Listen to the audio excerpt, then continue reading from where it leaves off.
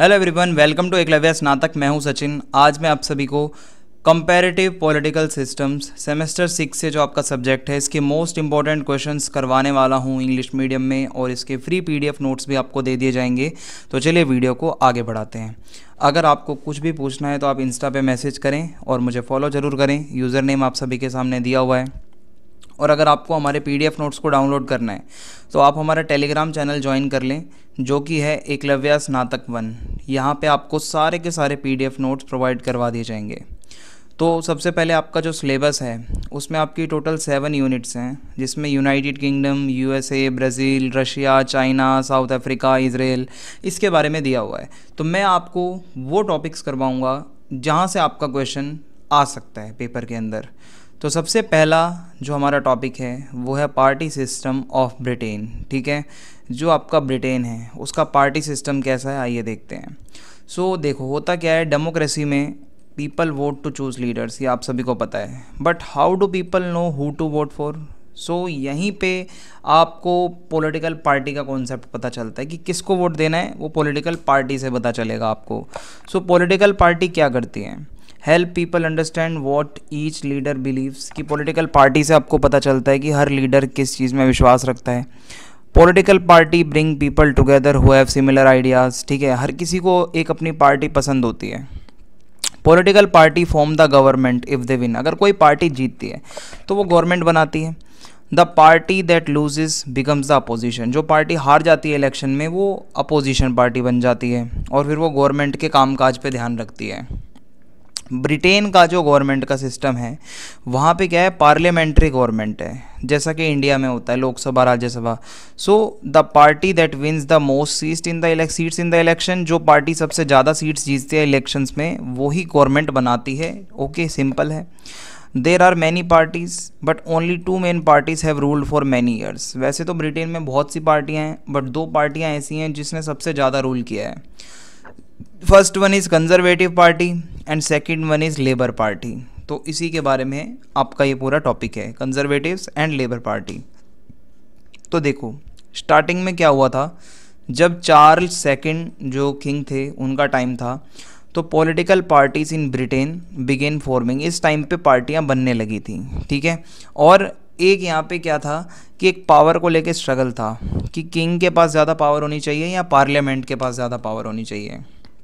तो यहाँ पे हुआ क्या, 2 ग्रुप बन गए। एक को कहा जाता था विग, एक को कहा जाता था टोरी।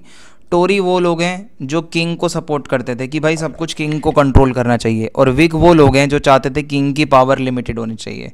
सो विग्स एंड टोरीज, ठीक है, 2 कैटेगरी यहाँ पे बन जाती है ब्रिटेन में। फिर आता है रिफॉर्म एक्ट ऑफ 1832। एक बहुत बड़ा रिफॉर्म होता है इलेक्टोरल सिस्टम में।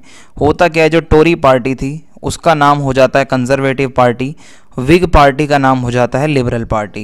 ठीक है, यहाँ तक चल रहा है सब कुछ। फिर लेबर पार्टी कहाँ से आती है? सो 1906 की बात थी। जो वर्कर लोग थे जो काम धंधा करते थे उनको वोटिंग के राइट मिले, तो 1906 में लेबर पार्टी बनाई गई वर्कर्स के रिप्रेजेंटेशन के लिए। सो 1924 में लेबर पार्टी ने अपनी पहली गवर्नमेंट बनाई लिबरल पार्टी को हराकर, ठीक है, इसको रिप्लेस करके। आज की डेट में 2 मेन पार्टियां हैं, एक तो कंजर्वेटिव पार्टी है, एक लेबर पार्टी है। बाकी की पार्टियां भी एग्जिस्ट करती हैं बट पावर इन 2 के बीच में ही रोटेट होती रहती है। अब I am gonna tell you main features of the British party system. ठीक है, पार्टी सिस्टम को समझते हैं। तो 2 पार्टियां हैं ब्रिटेन के अंदर। ठीक है, शुरुआत में मैंने आपको बताया कि जब चार्ल्स फर्स्ट जो अपना किंग था उस टाइम पे 2 ग्रुप होते थे। एक थे कैवलियर्स जो किंग को सपोर्ट करते थे, एक थे राउंड हेड्स जो पार्लियामेंट को सपोर्ट करते थे। इन्हीं का नाम आगे चलकर हो गया विग्स और टोरीज, जो मैंने आपको पीछे बताया। और यही आज कंजर्वेटिव पार्टी और लेबर पार्टी नाम से भी जाने जाते हैं, 2 पार्टियां हैं। सो ब्रिटेन में पार्टी का डिसिप्लिन बहुत स्ट्रिक्ट होता है। British political parties are very well organised, बहुत डिसिप्लिन लोग होते हैं। मेंबर्स पार्टी के रूल्स को बहुत स्ट्रिक्टली फॉलो करते हैं। डिसिप्लिन बहुत अच्छा रहता है जिसकी वजह से गवर्नमेंट भी स्टेबल रहती है। लीडरशिप की इंपॉर्टेंस बहुत ज़्यादा है, ठीक है, क्योंकि पार्टी की स्ट्रेंथ एंड उसका इन्फ्लुएंस डिपेंड करता है कि लीडर की पर्सनैलिटी कैसी है। लीडर अच्छा है तो पार्टी को भी फ़ायदा होगा। सेंट्रलाइज स्ट्रक्चर है। यूके क्या है, is a small and relatively uniform country, ज़्यादा बड़ी कंट्री नहीं है, तो पॉलिटिकल कंट्रोल सेंट्रलाइज रहता है और जो टॉप लीडर्स होते हैं वो ही बेसिकली सारी चीज़ें कंट्रोल करते हैं। Main political parties of Britain today. So conservative party है जिसको पहले टोरी पार्टी कहा जाता था। ये बेसिकली पुरानी जो ब्रिटिश ट्रेडिशनल वैल्यूज़ हैं उसको फॉलो करती है, कस्टम्स को, और कंजर्वेटिव एक जो पुरानी आइडियोलॉजी होती है उसको फॉलो करती है, और बहुत ही ज़्यादा मतलब पुराने ट्रेडिशंस को फॉलो करना, प्रो कैपिटलिज्म यानी कि बड़े बड़े बिजनेसमैन को सपोर्ट करना, लैंडलॉर्ड्स को सपोर्ट करना, प्रोफेशनल्स को सपोर्ट करना, बेसिकली ट्रेड वगैरह पैसा बनाने पे ध्यान देना, और लेस गवर्नमेंट इंटरफेरेंस यानी कि ज़्यादा वेलफेयर पे काम नहीं करते, प्राइवेटाइजेशन करना, फ्री मार्केट, इस पे ज़्यादा ध्यान रहता है, फ्री ट्रेड के सपोर्टर होते हैं ये लोग, ठीक है। And oppose to colonial independence यानी कि पहले ये लोग कहते थे कि जो उन्होंने गुलाम बना रखे थे, कॉलोनीज बना रखी थी, वो उसको इंडिपेंडेंट मतलब मत करो, तो बहुत बेकार लोग थे कहने का मतलब है। Support public welfare but only to a limited extent, थोड़ा बहुत पब्लिक वेलफेयर का भी काम करते थे। ऑर्गेनाइजेशन की बात करें तो बेसिकली इस पार्टी की नेशनल यूनियन होती है, पार्टी का चेयरमैन होता है, पार्लियामेंट्री पार्टी होती है, कॉन्स्टिट्यूएंसी एसोसिएशंस होती हैं, इनकी एडवाइजरी कमेटीज़ होती हैं, इनका जो लीडर होता है उसको पार्टी के मेंबर ही चूज़ करते हैं, और वही लीडर आगे चल के पार्टी के चेयरमैन को भी अपॉइंट करता है। फिर आती है लेबर पार्टी। ये 1800s के बाद जब बहुत सारी ट्रेड यूनियन मूवमेंट्स चल रही थी, मज़दूरों के लिए आवाज़ें उठाई जा रही थी, तब ये लेबर पार्टी आती है। 1899 में एक लेबर रिप्रेजेंटेटिव कमेटी बनी थी जो बाद में लेबर पार्टी के नाम से जाना गया, 1906 में ये ग्रुप। सो कॉन्स्टिट्यूशन जो है 1918 में इन्होंने लिखा था, जो आज भी फॉलो होता है। बेसिकली इनका बिलीफ है कि सोसाइटी को बदलना चाहते हैं, एक ऐसी सोसाइटी जहाँ वर्कर्स को पूरी वैल्यू मिले उनके काम के लिए, रिसोर्सेज को इक्वली शेयर करो, ठीक है, डेमोक्रेसी लाओ, सोशलिज्म लाओ, गवर्नमेंट सब कंट्रोल करे, ठीक है, और कोई प्राइवेटाइजेशन ज़्यादा ना हो, चीज़ें नेशनलाइज कर दो, बड़ी बड़ी इंडस्ट्रीज़ गवर्नमेंट के हाथ में कर दो, बिज़नेस जितने भी बड़े बड़े हैं गवर्नमेंट के हाथ में हो, प्राइवेट ओनर्स के हाथ में ना हो। सोशल इक्वालिटी की बात करते हैं लोग कि भाई सभी को एजुकेशन मिले, सभी के पास प्रॉपर्टी हो, सभी को जॉब अपॉर्चुनिटीज़ मिले। मॉडर्न इकोनॉमिक रिफॉर्म्स यानी कि अब ये लोग ग्लोबलाइजेशन को और लिबरलाइजेशन को भी थोड़ा बहुत सपोर्ट करने लगे हैं। इनका ऑर्गेनाइजेशन कैसा है तो बेसिकली ट्रेड यूनियंस होती हैं, फेबियन सोसाइटी होती है, सोशलिस्ट लॉयर्स होते हैं इनके पास, वर्कर की असेंबलीज होती हैं। सो बेसिकली जो मेन डिसीजन मेकिंग बॉडी है वो है लेबर पार्टी कॉन्फ्रेंस, जहाँ पे सारे के सारे रिप्रेजेंटेटिव्स आते हैं, और एक नेशनल एग्जीक्यूटिव कमेटी है जो पॉलिसीज़ को इम्प्लीमेंट करती है और सारे ऑपरेशंस देखती है क्या क्या पार्टी को काम करना है। अगला क्वेश्चन है ब्रिटिश इलेक्शन सिस्टम, तो इसके ऊपर भी आपका क्वेश्चन बन सकता है। ब्रिटिश इलेक्शन सिस्टम बहुत ही पुराना है, बहुत ही स्टेबल है। ये first pass the post system को फॉलो करते हैं। ये आपको पता ही होगा कि जिसको सबसे ज़्यादा वोट मिलते हैं वो जीत जाता है। तो एक एरिया जो एक कॉन्स्टिट्यूएंसी होती है, जो मोस्ट वोट्स जिसको मिलते हैं, ठीक है, चाहे इसको 50% से भी कम वोट मिले हो, लेकिन बाकियों से अगर ज़्यादा है तो वो जीत जाएगा। मेजॉरिटी वाला सीन नहीं होता इसमें। सो पार्लियामेंट की बात करें तो ब्रिटेन में बाई कैमरल पार्लियामेंट है। बेसिकली दो हाउस होते हैं, house of common, house of Lord. House of common सारे एमपी होते हैं जिनको लोग इलेक्ट करते हैं। हाउस ऑफ लॉर्ड में कौन होते हैं, जो हेरिडेटरी लोग होते हैं जिनको अपॉइंट किया जाता है, जो क्वीन वगैरह से रिलेटेड लोग हैं, है ना। सो हाउस ऑफ कॉमन क्या है, बेसिकली लॉ मेकिंग बॉडी है, यहीं पे ही कानून वगैरह बनाए जाते हैं, और इलेक्शन इसी हाउस के लिए होते हैं, हाउस ऑफ कॉमन्स के लिए। सो इसका इलेक्शन कैसे होता है, ब्रिटेन में टोटल 650 कॉन्स्टिट्यूएंसीज होती हैं। हर कॉन्स्टिट्यूएंसी से एक एमपी को चुना जाता है। इलेक्शन के दिन लोग जाते हैं पोलिंग स्टेशन में वोट डालने। जो कैंडिडेट उनको चाहिए उसकी एक सीक्रेट बैलेट होती है, उसको वो वोट डालते हैं। जो कैंडिडेट सबसे ज़्यादा वोट पाता है वो जीत जाता है। कोई मेजॉरिटी की ज़रूरत नहीं है, सबसे ज़्यादा वोट आ गए तो आप जीत जाओगे। इलेक्शन मैनेज कौन करता है, तो उसके लिए एक इंडिपेंडेंट बॉडी होती है जिसको इलेक्टोरल कमीशन कहा जाता है। ये देखती है कि इलेक्शंस फ्री और फेयर तरीके से हो, ट्रांसपेरेंसी हो, ठीक है। ये रूल्स वगैरह बनाते हैं कि ज़्यादा मनी का इन्फ्लुएंस ना हो इलेक्शंस में।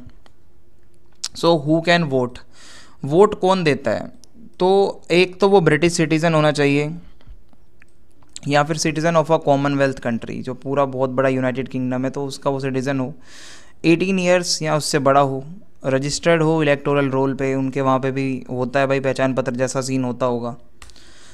प्राइम मिनिस्टर सिलेक्शन कैसे होता है, प्राइम मिनिस्टर कभी भी डायरेक्टली लोग इलेक्ट नहीं करते। जो मेजॉरिटी वाली पार्टी होती है जिसको सबसे ज़्यादा सीट्स मिली होती है, उसी में से किसी एक नेता को वो लोग चुनते हैं कि किसको पीएम बनाना है, just like India.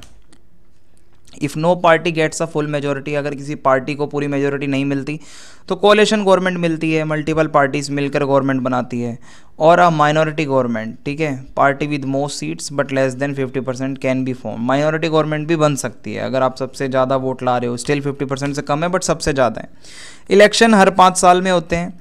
Mid term elections भी हो सकते हैं अगर पार्लियामेंट डिसॉल्व हो जाता है किसी रीज़न से, या गवर्नमेंट लो कॉन्फिडेंस मोशन का शिकार बन जाए कि यहाँ सभी लोग बोल दें कि नहीं हमें ये गवर्नमेंट में विश्वास नहीं है, और वोटिंग हो जाए इसमें, तो गवर्नमेंट गिर भी सकती है, डिसॉल्व हो सकती है।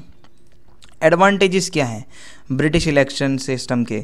बहुत ही सिंपल है, इजी टू अंडरस्टैंड है। एफपीटीपी में कोई तगड़ा कुछ होता नहीं है समझने का, क्विक रिजल्ट आ जाते हैं, एक स्ट्रॉन्ग और स्टेबल गवर्नमेंट बनती है, और एक अकाउंटेबल गवर्नेंस मतलब देखने को मिलते हैं यहाँ पे। ट्रांसपेरेंसी रहती है, सीक्रेट बैलेट का यूज़ होता है, काउंटिंग बहुत फेयर तरीके से होती है। पर इसके कुछ क्रिटिसिज्म्स भी हैं, लाइक छोटी पार्टियों को ज़्यादा फ़ायदा मिलता नहीं। एक पार्टी सबसे ज़्यादा वोट खींच के ले जाती है जिसका ज़्यादा इन्फ्लुएंस होता है। सो अ पार्टी में get loads of votes across the country but not seats if they don't win in any one constituency. तो वही बात है कि मान लो आपसे ऊपर वाला 50,000 वोट लेके आ रहा है और आप अगर 49,000 पे भी हो तो भी आप हार रहे हो, या 49,000 वोट आपके वेस्ट हो जाएंगे। ओनली 2 बिग पार्टीज़, 2 ही पार्टियों का फ़ायदा होता है, कंजर्वेटिव पार्टी और लिबर पार्टी, बाकियों का फ़ायदा होता नहीं।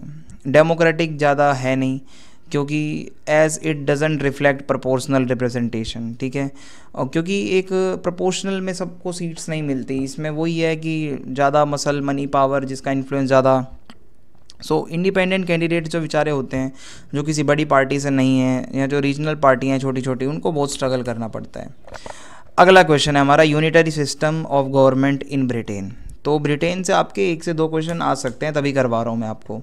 यूनिटरी गवर्नमेंट क्या होता है? तो यूनिटरी सिस्टम का मतलब होता है जहाँ सारी पावर एक ही सेंट्रल अथॉरिटी के पास होती है, सारी पावर एक ही के पास रहेगी। ब्रिटेन में सारी पावर लंदन से कंट्रोल होती है, पार्लियामेंट से। पार्लियामेंट्री सोवरेनिटी का मतलब होता है कि पार्लियामेंट के पास पूरी पावर है कानून बनाने की, कानून को चेंज करने की, कानून को कैंसिल करने की। कोई भी और अदर बॉडी, स्टेट, कोर्ट और कोई भी चीज़ पार्लियामेंट की अथॉरिटी को चैलेंज नहीं कर सकता, पार्लियामेंट ही सब कुछ करेगा।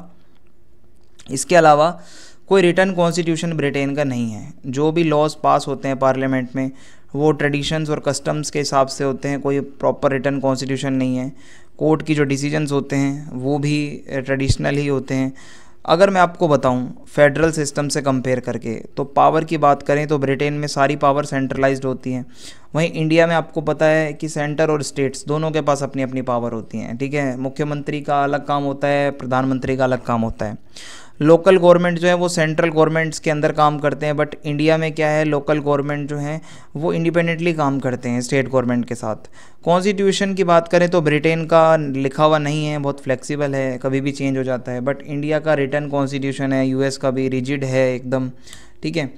सम फेडरल फीचर्स, थोड़े बहुत फेडरल फीचर्स भी हैं। वैसे तो ब्रिटेन यूनिटरी है बट स्टिल कुछ चीज़ें हैं, जैसे स्कॉटलैंड, वेल्स और नदर आयरलैंड, इनका क्या है, खुद के पार्लियामेंट भी हैं, खुद की असेंबलीज भी हैं, खुद की गवर्नमेंट भी हैं। ये कुछ थोड़े बहुत कानून बना सकते हैं एजुकेशन पे, हेल्थ पर, ट्रांसपोर्ट पर, लोकल गवर्नेंस पर। तो ये दिखाता है कि थोड़ा बहुत डिसेंट्रलाइजेशन है।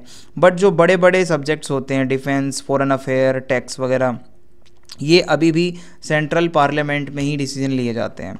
Why it is still unitary, ये जो पावर है ये पार्लियामेंट ही देता है इन लोगों को, लेकिन ये कभी भी वापस ली जाती है। तो इसको कॉन्स्टिट्यूशनल डिसेंट्रलाइजेशन कहा जाता है, ये फेडरलिज्म नहीं है। तो एग्जाम्पल के लिए जो स्कॉटिश इंडिपेंडेंस रेफरेंडम था 2014 का, happened only after the UK parliament allowed it, कि ये जो रेफरेंडम करवाया गया था ये जब ही हुआ था जब यूके के पार्लियामेंट ने इसको अलाउ किया था। कुछ लोकल गवर्नमेंट भी हैं ब्रिटेन में, लोकल काउंसिल्स होती हैं, म्यूनिसिपैलिटीज़ होती हैं। ये क्या है, डेली का जो एडमिनिस्ट्रेटिव वर्क है, गार्बेज उठाना, रोड वगैरह साफ़ करना, स्कूल संभालना, वो सब काम करती है। और ये under the authority of central government काम करते हैं, ओके। और ये सिर्फ जो पार्लियामेंट से इनको पावर मिली है उसी को यूज़ करते हैं। सो फेडरल सिस्टम जैसे यूएस वगैरह है, उनके अंदर जो लोकल गवर्नमेंट है उनकी अपनी इंडिपेंडेंट पावर होती है, बट ब्रिटेन में ऐसा नहीं होता। मोनार्क और प्राइम मिनिस्टर का क्या रोल है? देखो, ब्रिटेन में कॉन्स्टिट्यूशनल मोनार्की है, यानी कि जो राजा या रानी होता है वो सेरेमोनियल हेड है, नाम का है। असली पावर पार्लियामेंट के हाथ में है, प्राइम मिनिस्टर के हाथ में। प्राइम मिनिस्टर होता है मेजोरिटी वाली पार्टी का लीडर हाउस ऑफ कॉमन्स में, ठीक है। और ये गवर्नमेंट को चलाता है, यहाँ पे जो हमें देखने को मिलता है। तो ये जो यूनिटरी सिस्टम है ब्रिटेन का, इसके फ़ायदे क्या हैं? एक तो डिसीजन मेकिंग फास्ट होती है, ज़्यादा कंसल्ट नहीं करना पड़ता स्टेट्स के साथ मिलके, और लॉज पूरे देश में एक जैसे होते हैं, पॉलिसीज़ पूरे थ्रू आउट द कंट्री एक जैसी होती हैं, नेशनल यूनिटी मेंटेन रहती है।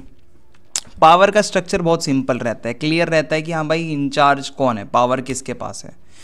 कुछ लिमिटेशंस भी हैं, लाइक कुछ जगह है स्कॉटलैंड, वेल्स, नदर्न आयरलैंड, यहाँ पे कॉन्फ्लिक्ट रहते हैं। यहाँ के कुछ एरियाज़ में लोग चाहते हैं कि और इनको लोकल पावर दी जाए, इंडिपेंडेंस और दी जाए। सो कभी कभी ज़्यादा सेंट्रलाइज भी फील हो सकता है कि हाँ यार सब कुछ एक ही तरफ से डिसीजन लिए जा रहे हैं, ठीक है, लोकल लोगों से पूछा भी नहीं जा रहा। फिर है British system of governance is basically unitary, ठीक है, ये हमें पता है कि ये यूनिटरी सिस्टम है, सारी पावर जो है वो सेंट्रल पार्लियामेंट के हाथ में है, but it has adapted over time. धीरे धीरे लोकल गवर्नमेंट्स को भी इन्होंने कुछ पावर दी है, तो ये थोड़ा फ्लेक्सिबल है, थोड़ा मॉडर्न भी है।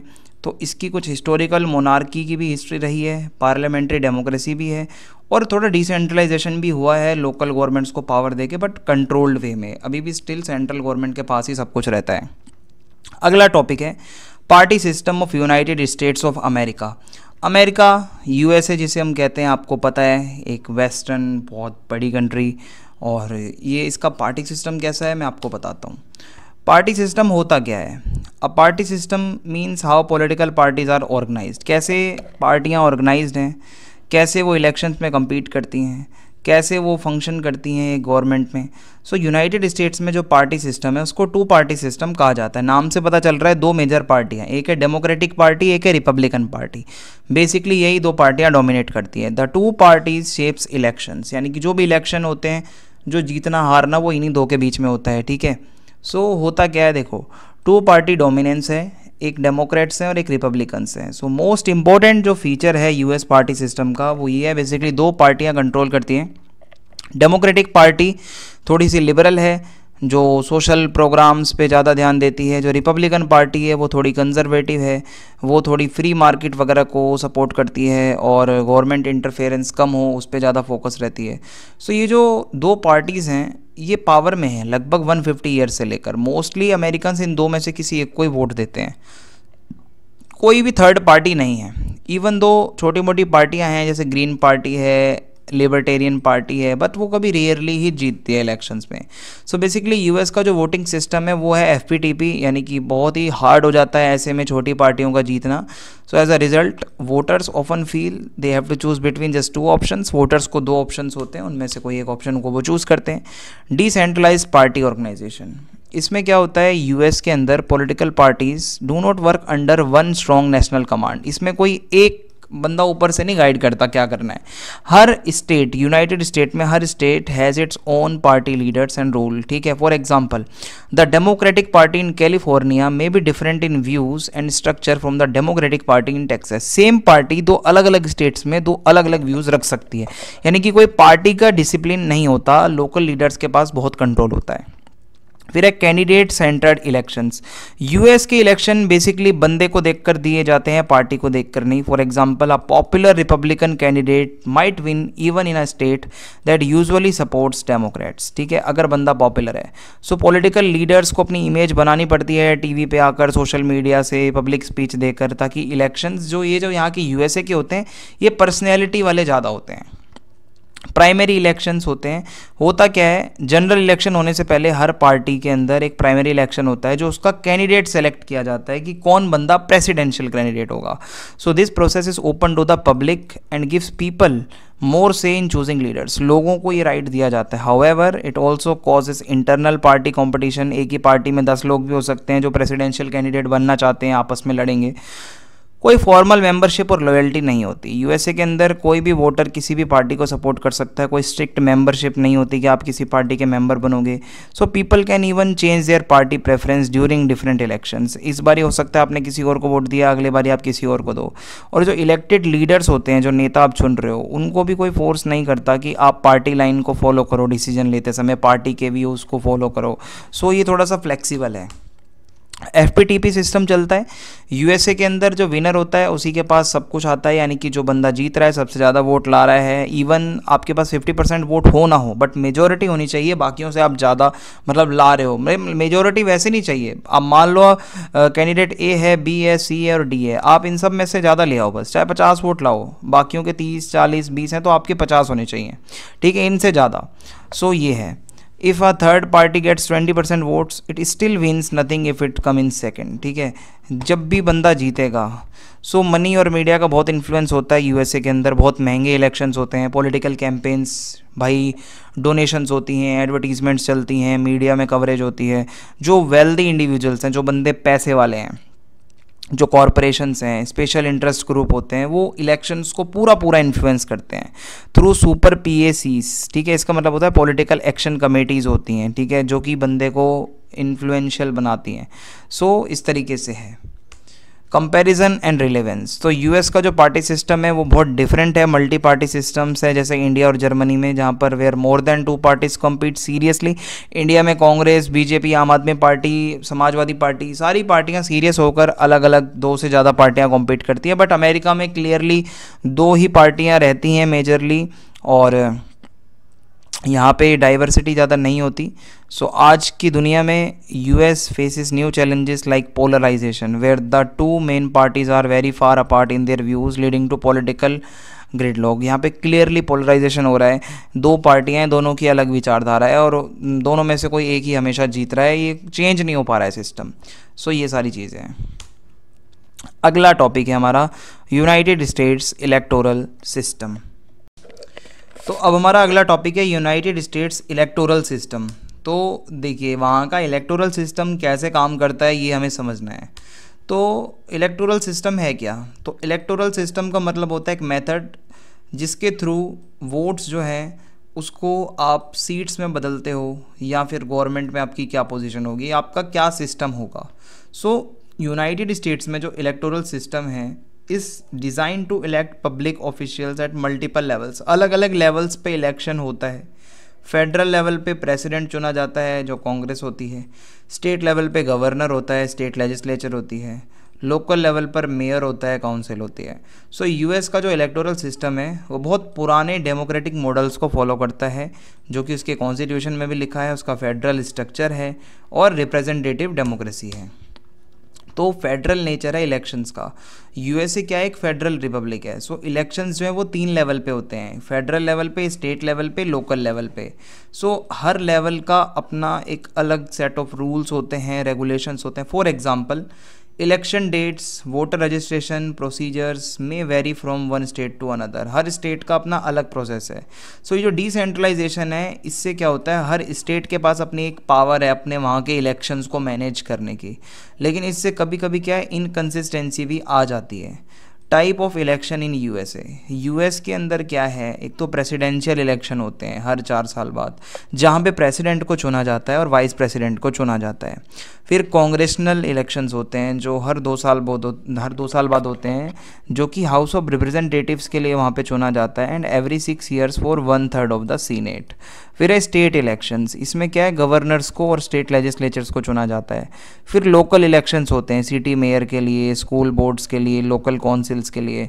फिर मिड टर्म इलेक्शन भी हो सकते हैं, ठीक है, अगर क्या है कि held half way through a president terms to elect members of Congress. तो किसी भी प्रेसिडेंट का टर्म चल रहा है तो उसके बीच में भी ये मिड टर्म इलेक्शंस हो सकते हैं कांग्रेस के मेंबर्स को इलेक्ट करने के लिए। यूएसए में भी FPTP सिस्टम चलता है, यानी कि सिंपल है, कैंडिडेट जो सबसे ज़्यादा वोट लाएगा वो जीत जाएगा, 50% हो ना हो, ठीक है। फॉर एग्जांपल अगर 3 कैंडिडेट हैं, 40% है, एक के पास 35% है, एक के पास 25% है, तो 40 वाला जीत जाएगा। सिंपल सा सिस्टम है, लेकिन इसको क्रिटिसाइज़ भी किया जाता है क्योंकि इससे छोटी पार्टियों का नुकसान होता है। फिर है व्हाट इज़ इलेक्टोरल कॉलेज, ठीक है। इलेक्टोरल कॉलेज का मतलब क्या होता है, when people in US vote for the president they are not directly voting for the candidate, instead they are voting for a group of people called electors. तो पहले क्या होता है, प्राइमरी इलेक्शंस होते हैं जिसमें आप इलेक्टर्स को वोट करते हो, बाद में जो वो इलेक्टर्स होते हैं वो क्या करेंगे, प्रेसिडेंट को चुनेंगे कि किसको प्रेसिडेंट बनाना है। So how many electors are there, कितने इलेक्टर होते हैं, हर स्टेट को कितने इलेक्टर्स मिलते हैं, 2 senator plus number of representatives, ठीक है। फॉर एग्जांपल अगर एक छोटा स्टेट है डेलावेयर, सो वहाँ पे 3 इलेक्टर होंगे।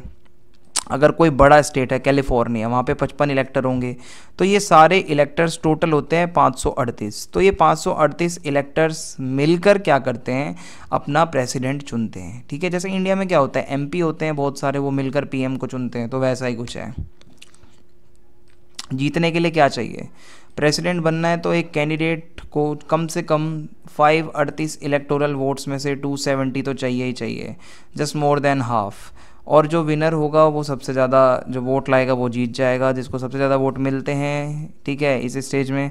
और सारे इलेक्टोरल वोट्स अगर उसको मिल रहे हैं ज़्यादा, तो फॉर एग्जांपल अगर फ्लोरिडा में कैंडिडेट ए जो है उसको वोट्स ज़्यादा मिलते हैं कैंडिडेट बी से, तो कैंडिडेट ए जो है gets all of the Florida's electoral votes even if the difference is small. समझ रहे हो भाई, चाहे छोटा सा भी डिफरेंस क्यों ना हो, पर वो सारे के सारे वोट फिर उसी के माने जाएंगे। सो ये वाला सीन है यहाँ पे। Popular vote versus electoral vote होता क्या है, because of this system it is possible for someone to become president without getting the most votes nationwide. पूरे एरिया में, पूरे देश में वोट मिले ना मिले, लेकिन अगर आपको ये वाले सिस्टम में वोट ज़्यादा मिल जाते हैं, ठीक है, ज़्यादा वोट ना मिलने के बाद भी आप प्रेसिडेंट बन जाते हो। ये जैसे हुआ था, जॉर्ज डब्ल्यू बुश जीत गया था, 2016 में डोनाल्ड ट्रंप जीता था। सो इन केसेस में क्या हुआ था, their opponent got more total votes from the people but they lost in the electoral college because the other candidate won more states with more electors. तो ये वाला सीन होता है इसके अंदर। सिंपल का एक एग्जाम्पल देखो, 3 स्टेट हैं। स्टेट ए है जिसके 20 इलेक्टर हैं, स्टेट बी है जिसमें 10 इलेक्टर हैं, स्टेट सी है जिसमें 5 इलेक्टर हैं। If candidate X wins just states A and B, they get total 30 electoral votes, ठीक है। अगर इसको जोड़ दो ए और बी को, 30 बन जाएंगे। Even if candidate Y got more total votes nationwide by winning state C by a huge margin, ठीक है। सो इस तरीके से ये चीज़ें हैं। Role of primaries and caucuses, तो जनरल इलेक्शन से पहले हर पार्टी जो है अपने कैंडिडेट्स को इलेक्ट करती है, ठीक है, थ्रू प्राइमरीज और caucuses held in each state. हर स्टेट में देखो प्राइमरीज क्या है, जो वोटर लोग होते हैं वो अपना वोट कास्ट करते हैं सीक्रेट बैलेट से, जिसको भी कैंडिडेट वो बनाना चाहेंगे आगे प्रेफर्ड कैंडिडेट को। कॉकसेस क्या करती हैं, वोटर्स गैदर इन मीटिंग्स, मीटिंग में आते हैं, ओपनली डिस्कस होता है और वोट होता है। सो यही रिजल्ट से पता चलता है how many delegates each candidate gets for the party's national convention and where the official nominee is selected. So ये जो सिस्टम है ये क्या करता है, ordinary party members are direct voice in candidate selection. तो इसमें क्या है कि जो पार्टी मेंबर्स होते हैं उनको कहीं ना कहीं सीधा सीधा ये राइट मिल जाता है कि आप किसको अपना प्रेसिडेंट बनाओगे। वोटर रजिस्ट्रेशन एंड पार्टिसिपेशन, तो यूएसए में क्या होता है, वोटिंग ऑटोमेटिक नहीं होती, सिटीजन्स को रजिस्टर करवाना पड़ता है वोट डालने के लिए। सो हर स्टेट का अपना अलग रूल होता है रजिस्ट्रेशन को लेके, क्या क्या उनको आइडेंटिफिकेशन के रिक्वायरमेंट है, क्या डॉक्यूमेंट चाहिए। सो इससे क्या होता है, कभी कभी वोटर टर्नआउट कम भी रहता है, लोग एलिजिबल नहीं होते, जो खासकर यंग लोग होते हैं, माइनॉरिटी लोग होते हैं। Efforts like motor voter laws and online registration have tried to make the process easier. अभी कुछ हाल ही में ऑनलाइन रजिस्ट्रेशन वगैरह का प्रोसेस स्टार्ट किया गया है जिससे ईजी हो process. Campaign finance and influence of money, जो यूएसए में इलेक्शंस होते हैं बहुत महंगे होते हैं, कैंडिडेट जो हैं अच्छा खासा पैसा बनाते हैं, बड़ी बड़ी कंपनियों से पैसा लेते हैं, पॉलिटिकल एक्शन कमेटीज़ होती हैं। So Supreme Court ruling in Citizens United 2010 allowed unlimited spending by super PACs. इससे क्या है कि सुप्रीम कोर्ट ने एक बात बोली थी वहाँ की कि भाई आप ज़्यादा से ज़्यादा जितना अनलिमिटेड पैसा लगाना चाहो वो लगा सकते हो।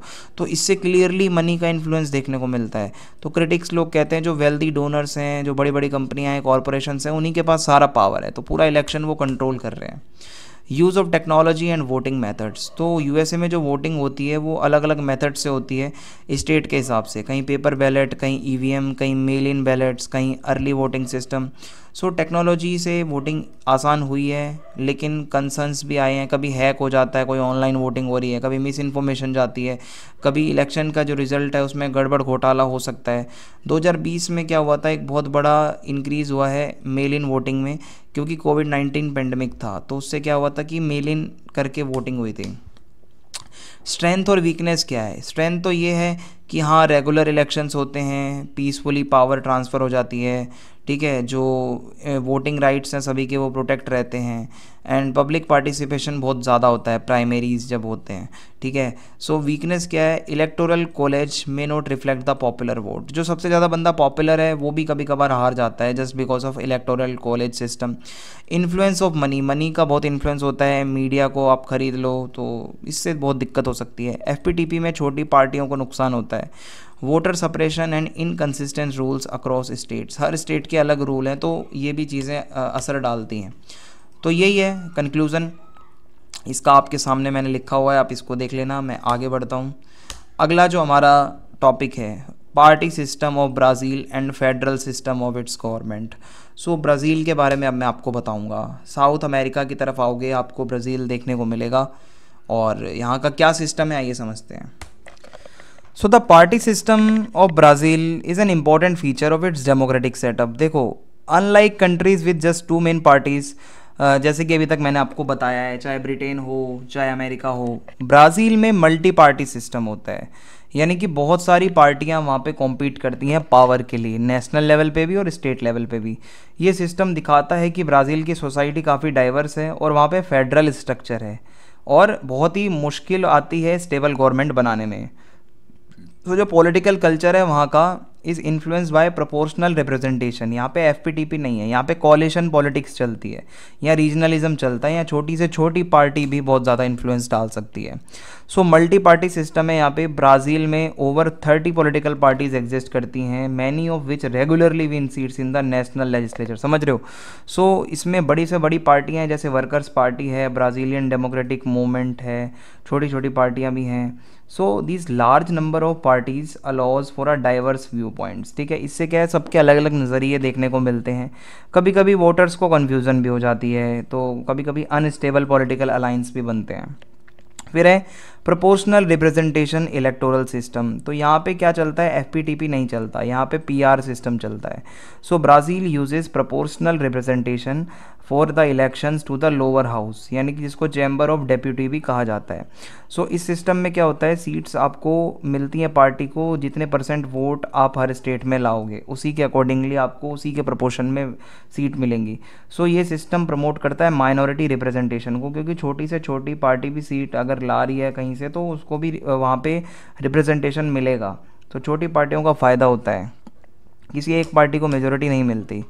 कोलिशन गवर्नमेंट होती है इसमें, ठीक है। सो एक सिंगल पार्टी तो जीत नहीं पाती अकेली, तो कोलिशन पॉलिटिक्स बहुत ही कॉमन है ब्राज़ील के अंदर। President must build alliance with multiple parties. भाई प्रेसिडेंट को कोई भी कानून पास करने से पहले, बजट अप्रूव करने से पहले सभी पार्टियों के साथ अलाइंस बनाना पड़ता है, तो बहुत नेगोशिएशन करनी पड़ती है, कॉम्प्रोमाइज़ करना पड़ता है। सो इससे क्या है, कभी कभी क्या है, पॉलिसी में डिले भी आ जाता है, करप्शन भी होता है। सो इसको अक्सर कोलिशन प्रेसिडेंशियलिज्म भी कहा जाता है, जब कोलिशन बहुत ज़्यादा चल रहा है। फ्रीक्वेंट पार्टी स्विचिंग एक बहुत बड़ी प्रॉब्लम है ब्राज़ील के अंदर, कि लगातार पॉलिटिशियंस वहाँ के पार्टी बदलते रहते हैं, इसको पार्टी माइग्रेशन भी कहा जाता है। So elected officials often leave their parties and join other for personal gain. अपने फ़ायदे के लिए वो अपनी पार्टियां छोड़कर दूसरी पार्टियों में चले जाते हैं जहां उनको अच्छी अपॉर्चुनिटी मिल रही होती है। इससे पता चलता है कि पार्टी को लेकर वो लोग ज़्यादा लॉयल नहीं हैं, वोटर्स भी कंफ्यूज हो जाते हैं, आइडियोलॉजी का ही नहीं पता चलता उनकी। Regional influence on parties. So regionalism बहुत ज़्यादा चलता है ब्राज़ील की पॉलिटिक्स में। कुछ पार्टीज़ बहुत पावरफुल हैं कुछ स्पेसिफिक स्टेट्स में, लेकिन पूरे नेशनल लेवल पर उनका इतना इन्फ्लुएंस नहीं होता। सो जो रीजनल स्ट्रेंथ है ये दिखाती है कि कोलिशन जो बनते हैं ना, ये ऐसे ही बनते हैं कि हर पार्टी अपने अपने रीजन में फेमस है, तो उसको मिलाकर गवर्नमेंट बनती है। ओके, फिर है weak party ideology and discipline. So Brazil की जो पॉलिटिकल पार्टीज़ हैं उनकी कोई क्लियर आइडियोलॉजी नहीं होती, तो इससे पता चलता है कोई डिसिप्लिन नहीं है उनका। Many parties are created around leaders rather than the values और पॉलिसीज़। बंदों को देख के पार्टियां बना रहे हैं भाई, कोई पॉलिसी नहीं है, कोई वैल्यूज़ नहीं है। So even with in the same party members में वोट डिफरेंटली इन पार्लियामेंट। ऐसा भी होता है कभी कभार, एक ही पार्टी के बंदे अलग अलग वोटिंग कर रहे हैं एक टॉपिक पे। सो इससे बहुत ही मुश्किल हो जाता है प्रेडिक्ट कर पाना कि नेशनल इशूज़ पर ये पार्टियाँ कैसे काम करेंगी। रिसेंट इलेक्टोरल रिफॉर्म्स, अभी ये फ्रेगमेंटेशन ये जो हो रखी है इसको कम करने के लिए ब्राज़ील ने कुछ रिफॉर्म्स करें, like raising the minimum number of votes required for a party to get public funding और डिबेट टाइम। ठीक है। फिर है कि इतने कम से कम वोट होने चाहिए, तभी आपको पब्लिक फंडिंग मिलेगी, डिबेट का टाइम मिलेगा। इस रिफॉर्म से क्या है, मेन एम है to reduce the number of small and ineffective parties and promote a more stable political environment, कि छोटी छोटी पार्टियां ज़्यादा असर ना डालें। Impact on governance, so Brazil में जो फ्रेगमेंटेड पार्टी सिस्टम है, इससे गवर्नेंस बहुत कॉम्प्लेक्स हो जाती है, काम सारा बहुत धीरे होता है। जैसे कानून पास करने के लिए भी अलग अलग पार्टीज़ का एग्रीमेंट चाहिए होता है। So it also increases the influence of powerful individuals and local interest rather than national unity. इसमें क्या है, हर बंदा अपने लोकल लेवल का इंटरेस्ट देख रहा है, नेशन के बारे में कोई नहीं सोचता। However, it ensures that many voices are represented. Basically इसमें ये तो देखा जा रहा है कि डाइवर्सिटी की रिस्पेक्ट हो रही है, सारे लोगों की आवाज़ रखी जा रही है, बट स्टिल ये अच्छा प्रोसेस नहीं है इसका फेडरल सिस्टम कैसा है, अब मैं आपको वो बताता हूँ। फेडरल सिस्टम यानी कि जहाँ पावर डिवाइड होती है सेंट्रल लेवल पे और स्टेट लेवल पे। So both levels have their own constitutionally defined powers, यानी कि कॉन्स्टिट्यूशन में क्लियरली लिखा होता है सेंट्रल गवर्नमेंट के पास क्या पावर है, स्टेट के पास क्या पावर है। So countries like the United States, India, Brazil, Germany, इनका एक प्रॉपर फेडरल मॉडल है अच्छी गवर्नेंस के लिए, क्योंकि ब्राज़ील का फेडरल सिस्टम वहाँ के साइज़, वहाँ की पॉपुलेशन, वहाँ की हिस्ट्री को देखते हुए बनाया गया है फेडरलिज्म वहाँ का, कि वहाँ पावर को डिवाइड किया जाता है। फेडरल सिस्टम में power is shared between the union यानी कि central government and states. Okay, so Brazil में क्या होता है, कॉन्स्टिट्यूशन क्लियरली बताता है कि फेडरल जो यहाँ पे स्ट्रक्चर होगा उसमें स्टेट का क्या रोल है, सेंट्रल गवर्नमेंट का क्या रोल है, म्यूनिसिपल गवर्नमेंट्स की क्या पावर हैं। सो फेडरल गवर्नमेंट जो है, सेंट्रल गवर्नमेंट, वो फॉरेन पॉलिसी को संभालती है, डिफेंस को संभालती है। जो स्टेट गवर्नमेंट है वो पुलिस को, एजुकेशन को, इंफ्रास्ट्रक्चर को संभालती है। तो ज़्यादा ओवर सेंट्रलाइजेशन ना हो, एक के पास ज़्यादा पावर ना आए, अच्छी गवर्नेंस हो, इसके लिए डिवीज़न किया जाता है। Dual citizenship and governance, so Brazil के जो सिटीजन्स हैं उनकी दो लेवल की गवर्नमेंट है, एक नेशनल गवर्नमेंट है और एक उनकी स्टेट गवर्नमेंट है। तो वो टैक्स देते हैं दोनों को, दोनों के कानून फॉलो करते हैं। So this ensures that local needs are address, तो इससे पता चलता है कि उनकी लोकल जो ज़रूरतें हैं उनको एड्रेस किया जाता है और नेशनल यूनिटी भी बनी रहती है। स्ट्रॉन्ग स्टेट अटोनमी, ब्राज़ील के जो स्टेट होते हैं उनके पास अटोनमी बहुत ज़्यादा होती है, पावरफुल स्टेट्स होते हैं। हर स्टेट का अपना खुद का कॉन्स्टिट्यूशन भी है, अपना गवर्नर भी है, अपनी लेजिस्लेचर भी है, अपनी जुडिशरी भी है, और स्टेट अपने खुद के टैक्स मांग सकते हैं, बढ़ा सकते हैं, अपना बजट खुद से मैनेज कर सकते हैं। सो इससे पता चलता है कि ब्राज़ील बहुत बड़ा है, इसकी टेरिटरी बहुत डाइवर्स है। So allowing regions to tailor policies to their unique needs, हर कोई अपनी ज़रूरत के हिसाब से काम कर रहा है वहाँ। डिसेंट्रलाइजेशन ऑफ एडमिनिस्ट्रेशन, फेडरलिज्म में क्या होता है, लोकल प्रॉब्लम्स को सॉल्व करने के लिए लोकल ही कुछ करना पड़ता है। तो म्यूनिसिपल गवर्नमेंट होती हैं जो पब्लिक ट्रांसपोर्ट को, गार्बेज कलेक्शन, कूड़ा कचरा उठाना, एजुकेशन, लोकल हेल्थ केयर को संभालती हैं। तो इससे क्या है कि एफिशिएंसी अच्छी होती है, अकाउंटेबिलिटी बढ़ती है, सिटीजन्स का पार्टिसिपेशन भी बढ़ता है। Check and balance, so federal system जो है ये दिखाता है चेक एंड बैलेंस, यानी कि जुडिशरी कंट्रोल करती है, जो वहाँ की सुप्रीम फेडरल कोर्ट होती है वो देखती है कि जो सेंट्रल गवर्नमेंट है, फेडरल गवर्नमेंट और जो स्टेट गवर्नमेंट है वो पावर को मिसयूज़ ना करे, अपनी पावर में रह के काम करे। अगर कोई पंगा हो जाता है स्टेट और सेंटर के बीच में तो यही कोर्ट उसका फैसला करती है। Challenges of federalism in Brazil, कुछ बेनिफिट्स भी हैं तो कुछ चैलेंजेस भी हैं, जैसे इकोनॉमिक इनइक्वालिटी बिटवीन स्टेट्स, कोई स्टेट ब्राज़ील का बहुत आगे है, कोई बहुत पीछे है, फंक्शंस ओवरलैप हो जाते हैं, कभी कभी को रिसोर्सेज को लेके कॉन्फ्लिक्ट हो जाते हैं। जो अमीर स्टेट्स हैं उनके पास ज़्यादा सर्विसेज हैं, पुअर वालों के पास ज़्यादा सर्विस नहीं है, तो रीजनल डिस्पैरिटी है, करप्शन बहुत ज़्यादा है, मिसमैनेजमेंट बहुत ज़्यादा है। सो ये सारी चीज़ें हैं। Role in promoting democracy, so Brazil का जो फेडरल सिस्टम है उसमें क्या है कि पावर एक के पास नहीं होती, मल्टीपल सेंटर्स होते हैं पावर के, जो कि डेमोक्रेसी के लिए अच्छा है। तो citizens can influence decisions eight multiple levels, यानी कि सिटीजन्स भी लोकल लेवल पे, स्टेट लेवल पे, नेशनल लेवल पे अलग अलग डिसीजंस अपने लेते हैं। सो इससे उनका पार्टिसिपेशन भी बढ़ता है, इंक्लूजन, अकाउंटेबिलिटी। सो यानी कि ब्राज़ील एक बहुत बड़ी कंट्री है, वहाँ का जो माहौल है बहुत डाइवर्स है, तो उसके लिए बहुत बढ़िया है। कंपैरिजन करें अगर यूनिटरी सिस्टम से, तो यूनिटरी सिस्टम में जैसे यूके में और फ्रांस में सब कुछ सेंट्रल गवर्नमेंट कंट्रोल कर रही है और सेंट्रल गवर्नमेंट के पास ही सारी ऑटोनॉमी होती है, लेकिन यूनिटरी गवर्नमेंट जो सारी डिसीजन लेते हैं वो सेंट्रल गवर्नमेंट वाले ही उसमें लेते हैं, ठीक है, और सारी पावर डिस्ट्रीब्यूशन भी वही करते हैं। सो इससे क्या है, this helps in local development, better policy making and respect for regional identities. लेकिन होता क्या है कि अगर ये सारी चीज़ें होती है तो इससे जल्दी डिसीजन लिए जाते हैं और जल्दी से जल्दी डेवलपमेंट होता है। ये इसका कंक्लूज़न है जो आप देख सकते हो। मैं आपको सीधा अब नेक्स्ट क्वेश्चन की तरफ लेके चलता हूँ। अगला क्वेश्चन है हमारा, Russian party system, electoral system and federal system of Russia. तो भाई ये आपका रशिया है, तो अब रशिया के बारे में मैं आपको बताऊंगा, तो आइए देखते हैं इसमें क्या है। The party system in Russia reflects इस transition from a Soviet one party state to formal multi party democracy. पहले रशिया में क्या था, यूएसएसआर का रूल होता था, आपको पता है, जहाँ पे एक ही पार्टी होती थी, communist party.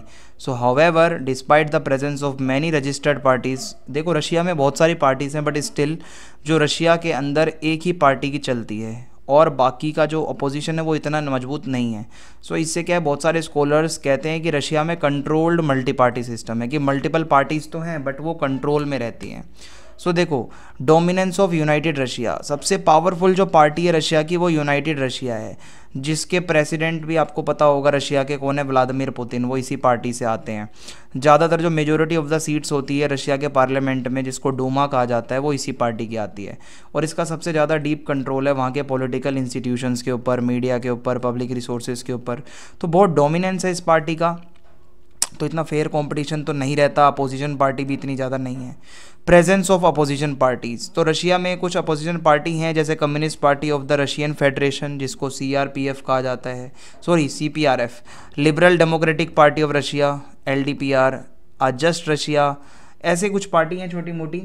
So however these are often described as systematic opposition, यानी कि पार्टी एग्जिस्ट तो करती है but within the limits approved by the Kremlin and rarely challenge the government's authority in any meaningful way, यानी कि limit में इनको रहना होता है, गवर्नमेंट को चैलेंज नहीं कर सकते।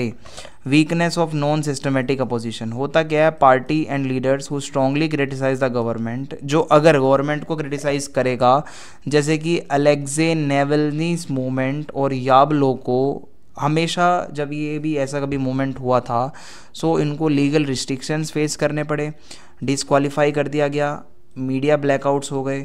सो इसको कहा जाता है नॉन सिस्टमेटिक अपोजिशन, यानी कि ये हमेशा सप्रेस्ड ही रहेंगे, ये कभी कुछ कर ही नहीं पाएंगे। State control and political environment, तो गवर्नमेंट जो है रशिया की वो मीडिया को कंट्रोल करती है, कोर्ट को कंट्रोल करती है, इलेक्टोरल कमीशंस को भी कंट्रोल करती है। So which influence the party system, so parties critically मतलब parties critical of the regime face administrative obstacles such as denial of registration, अगर कोई इनके अगेंस्ट बोलेगा तो उनका रजिस्ट्रेशन को वो रद्द कर देंगे, उन पर फाइन लगा देंगे, क्रिमिनल चार्जेस लगा देंगे। सो पार्टी सिस्टम पूरा डेमोक्रेटिक तो नहीं है, ऑन पेपर लगता है but in reality it is not democratic. Role of political parties in governance, so Russia के अंदर जो लेजिस्लेचर है उसके पास लिमिटेड इंडिपेंडेंस है, ज़्यादातर जो लॉ पास होते हैं उसमें कोई ऐसा रोक टोक नहीं होती। यूनाइटेड रशिया जो पार्टी है work as a support base for the president, यानी कि प्रेसिडेंट को सारी पावर यहीं से मिलती है, rather than holding the executive accountable, ठीक है, कोई ऐसे अकाउंटेबिलिटी नहीं है, आंसरेबल नहीं है वो Putin. So this create a centralise and top down political culture, यानी कि सेंट्रलाइज्ड है, सब कुछ पुतिन के हाथ में है। Electoral support through state resources, तो यूनाइटेड रशिया जो पार्टी है एंड प्रो गवर्नमेंट पार्टीज़ जो रशिया में पुतिन को सपोर्ट करती हैं, उनको जो है स्टेट मीडिया को वो कंट्रोल करती हैं, गवर्नमेंट की फंडिंग मिलती है, एडमिनिस्ट्रेटिव सपोर्ट मिलता है इलेक्शन के टाइम पे उनको। तो इससे क्या है, एक ऐसा प्लेइंग फील्ड बनाया जा रहा है जो अनइक्वल है, बाकी के लोगों को मौका नहीं मिल रहा है, एक ही बंदा सब कंट्रोल कर रहा है। Shift from communism to controlled democracy, so जब यूएसएसआर ख़त्म हुआ था तो रशिया ने डेमोक्रेटिक इंस्टीट्यूशंस को अडॉप्ट किया, पहले वहाँ पे डेमोक्रेसी नहीं थी, बट टाइम टू टाइम क्या हुआ, पॉलिटिकल सिस्टम ज़्यादा से ज़्यादा सेंट्रलाइज्ड हो गया, अथॉरिटेरियन हो गया, एक बंदा पुतिन है उसने अपने हाथ में सब ले लिया। While citizens can vote for multiple parties, ठीक है, सिटीजन्स वोट कर सकते हैं बट जो असली पावर है वो कंसंट्रेटेड रहती है सिर्फ प्रेसिडेंट के पास में और रूलिंग पार्टी के पास में। रिसेंटली अगर मैं आपको बताऊं, न्यू लॉज लिमिटिंग प्रोटेस्ट, कुछ नए कानून बने हैं कि प्रोटेस्ट नहीं होंगे, एनजीओ की एक्टिविटी थोड़ी सी कम होगी, इंटरनेट की फ्रीडम थोड़ी सी कम कर दी जाएगी, तो इससे क्या है, डेमोक्रेटिक पार्टिसिपेशन कम हुआ है। The Kremlin has also encourage the creation of fake opposition parties to divide anti-government votes, making the party system more of a formality than a genuine competition। अब क्या फेक अपोजिशन पार्टीज भी बन रही हैं, ठीक है, जिससे क्या होगा कि वो असली में अपोजिशन नहीं है, तो ऐसे में क्या है कि वो कंपटीशन कभी होगा ही नहीं जेन्युइन। अब यहाँ का इलेक्टोरल सिस्टम मैं आपको बताता हूँ कैसा है। सो इलेक्टोरल सिस्टम जो है रशिया का वो डेमोक्रेटिक स्ट्रक्चर और अथॉरिटेरियनिज्म दोनों का मिक्सअप है, ब्लेंड है। सिटीज़न वोट करते हैं अपने प्रेसिडेंट के लिए, लेजिस्लेचर के लिए, बट जो सिस्टम है वो बहुत ज़्यादा इन्फ्लुएंस होता है एग्जीक्यूटिव से, विद लिमिटेड ट्रांसपेरेंसी। ट्रांसपेरेंसी तो है नहीं, कॉम्पिटिटिवनेस भी नहीं है। सो इलेक्शंस रेगुलरली होते हैं बट अनफेयर होते हैं, अनफ्री होते हैं, कोई कंपटीशन वगैरह उसमें नहीं होता। जो प्रेसिडेंशियल इलेक्शन होते हैं, the president of Russia is elected through direct popular vote. 6 साल के लिए चुना जाता है, पहले 4 साल का होता था, तो लोग सीधा वोट देते हैं। A candidate must win more than 50% of votes to be elected in the first round. पहले राउंड में आपको आने के लिए कम से कम 50% वोट चाहिए, otherwise a second round is held. ठीक है। सो प्रेसिडेंट के पास सारी एग्जीक्यूटिव पावर होती है, मिलिट्री पे कंट्रोल करना, फॉरेन पॉलिसी को कंट्रोल करना, और बड़ी बड़ी अपॉइंटमेंट सब प्रेसिडेंट ही करता है। पार्लियामेंट्री इलेक्शंस, सो लोअर हाउस है पार्लियामेंट का, जिसको कहा जाता है द स्टेट डूमा, उसमें 450 मेंबर्स होते हैं। सो 225 मेंबर्स जो हैं वो प्रोपोर्शनल रिप्रेजेंटेशन से इलेक्ट होकर आते हैं। ठीक है। और 225 मेंबर्स जो हैं वो एफपीटीपी से इलेक्ट होकर आते हैं। सो ये 2 तरीके के होते हैं इसमें मेंबर्स। ठीक है। और ये जो मिक्स्ड इलेक्टोरल सिस्टम है, इससे क्या है, रूलिंग पार्टी डोमिनेट करती है, dominate both through party votes and local influence. तो एक तो पार्टी के वोट्स के अकॉर्डिंगली भी यहाँ पे 225 मेंबर आ रहे हैं, और एक लोकल डायरेक्टली भी इलेक्ट होके लोग आ रहे हैं। Role of central election commission, भाई रशिया में एक सेंट्रल इलेक्शन कमीशन भी है जो इलेक्शंस करवाती है, लेकिन हमेशा बायस्ड रहती है गवर्नमेंट के लिए। ठीक है। माना जाता है वोट में धांधली होती है, बैलेट स्टफिंग होती है, मैनिपुलेशन होता है, मतलब धोखाधड़ी होती है। और especially in areas where united Russia faces strong opposition, ऐसे एरियाज़ जहाँ पुतिन को लोग पसंद नहीं करते, वहाँ धोखाधड़ी बहुत होती है। So voter participation and apathy, although voting is not compulsory, ऐसा ज़रूरी नहीं है कि आपको वोट डालना ही डालना है, बट टर्नआउट बहुत हाई रहता है प्रेसिडेंशियल इलेक्शंस में, क्योंकि मीडिया में बहुत ज़्यादा चलाया जाता है, बहुत ज़्यादा मोबिलाइज़ किया जाता है कि वोट डालो वोट डालो। However public trust in election is low, वहाँ के लोग ज़्यादा इलेक्शन में विश्वास अब करते नहीं हैं। बहुत लोग मानते हैं कि इलेक्शन, ये जो रिजल्ट हैं पहले से ही डिसाइडेड होते हैं। रिस्ट्रिक्शंस ऑन कैंडिडेट्स, जो कैंडिडेट अपोजिशन पार्टी के होते हैं उनको बहुत ज़्यादा स्ट्रिक्ट रूल्स होते हैं उनके रजिस्ट्रेशन के, including the need to collect thousands of signature, उनको बहुत सारे साइंस भी करवाने पड़ते हैं। पास थ्रू स्क्रीनिंग प्रोसेस, उनकी स्क्रीनिंग होती है, कोई भी ऐसा मौका मिला तो डिस्क्वालीफाई कर दिया जाता है। So many independent and critical voices are disqualified, बड़े बड़े लोग जो इंडिपेंडेंटली आते हैं उनको निकाल दिया जाता है। Media and propaganda, state media को कंट्रोल करता है, हैवीली अपनी पार्टी को प्रमोट करता है कैंडिडेट को, स्पेशली इलेक्शन के टाइम पे, कैंपेनिंग के टाइम पे। अपोजिशन के कैंडिडेट्स को इतना टाइम नहीं मिलता टीवी पे आने का, उनकी कवरेज भी नेगेटिव दिखाई जाती है। ठीक है। तो वोटर्स को पता ही नहीं चल पाता ना असलियत क्या है। Online voting and election monitoring, Russia में इलेक्ट्रॉनिक और ऑनलाइन वोटिंग होती है, खासकर मॉस्को में। However the lack of transparency ज़्यादा है नहीं, इंडिपेंडेंट मॉनिटरिंग होती नहीं है, तो पता नहीं है ना कितनी सिक्योरिटी के साथ ये सब हो रहा है, वोट मैनिपुलेट भी हो जाते हैं। So international election observers are often restricted and excluded, ज़्यादा मतलब अलाउड नहीं होता कोई आके ऑब्जर्व करे कि इलेक्शंस कैसे हो रहे हैं। Lack of level playing field, so multiple parties हैं बट रूलिंग पार्टी को सारा फ़ायदा मिल रहा है, state resources, media coverage, administrative support सब तो उसी पार्टी को मिल रहा है, तो कंपटीशन तो अनफेयर हुआ। सो बहुत सारे इलेक्शंस होते भी हैं बट सब कुछ कंट्रोल होता है, पहले से प्री डिटरमाइंड होता है। अब यहाँ का देखो फेडरल सिस्टम भी है एक, वो आपको समझाता हूँ कैसा है। रशिया ऑफिशियली ऑन पेपर एक फेडरल रिपब्लिक है, यानी कि एक सेंट्रल गवर्नमेंट है और थोड़े स्टेट गवर्नमेंट्स वगैरह भी होती हैं। हाउएवर अनलाइक क्लासिकल फेडरेशंस जैसे कि यूएस है, इंडिया है, रशिया का फेडरलिज्म बहुत सेंट्रलाइज्ड है, यहाँ पे सेंट्रल गवर्नमेंट के पास ही सारी पावर होती है। सो रशिया बेसिकली एक फेडरल कंट्री है, यानी कि it's made up of different regions, अलग अलग पार्ट्स को जोड़कर रशिया बनता है, एक नेशनल गवर्नमेंट बनती है। इन पार्ट्स को फेडरल सब्जेक्ट्स कहा जाता है। तो टोटल 89 फेडरल सब्जेक्ट्स हैं जिनको जोड़ के रशिया बनता है। सो ये जो 89 पार्ट्स हैं ये सारे अलग अलग तरीके के होते हैं वहाँ की इम्पोर्टेंस और आइडेंटिटी के हिसाब से। सबसे पहले होते हैं रिपब्लिक्स, जैसे कि ततरस्तान, चेचन्या, ये एरियाज़ हैं जहाँ बहुत ज़्यादा पॉपुलेशन रहती है, एक कोई एथनिक स्पेशल ग्रुप वहाँ रहता है। इनके खुद के कॉन्स्टिट्यूशन होते हैं, खुद की ऑफिशियल लैंग्वेज होती है, इनका कल्चर होता है डोमिनेटिंग, बट स्टिल वो सब कुछ रशिया के कॉन्स्टिट्यूशन के अकॉर्डिंग ही चलते हैं। क्राइस एंड ओब्लास्ट, ये क्या है, रीजन्स। ये बहुत ही कॉमन टाइप ऑफ रीजन है वहाँ रशिया के। क्राई एंड ओब्लास्ट क्या है, ये है स्टेट या प्रोविंस, जैसे अपने यहाँ यूपी एमपी होता है। Example Krasnoyarsk cry, Irkutsk oblast, ये क्या स्टेट के नाम है। सो यहाँ पे रीजनल गवर्नमेंट होती है, बट पावर सारी फेडरल लॉज यानी कि ऊपर की जो गवर्नमेंट है वही चला रही है। फेडरल सिटीज़ होती हैं, ये वो शहर होते हैं जो इम्पोर्टेंट हैं और ट्रीटेड लाइक सेपरेट रीजन्स, जैसे कि मॉस्को, सेंट पीटर्सबर्ग, सेवास्टोपोल। ये क्या है, डायरेक्ट कंट्रोल होता है यहाँ पे नेशनल गवर्नमेंट का, बट इनकी अपनी सिटी गवर्नमेंट भी होती है। ऑटोनमस ऑग्रुक्स, ऑग्रुक्स का मतलब होता है ये स्पेशल एरिया हैं जो छोटे एथनिक ग्रुप्स के लिए बनाए जाते हैं, जैसे इंडिजीनियस लोग हैं कोई। Example चुकोतका autonomous ऑग्रुक। सो यहाँ पे क्या है, लिमिटेड सेल्फ रूल होता है, ठीक है, often under the larger regions they are part of. So छोटी मोटी पावर इनको दे दी जाती है।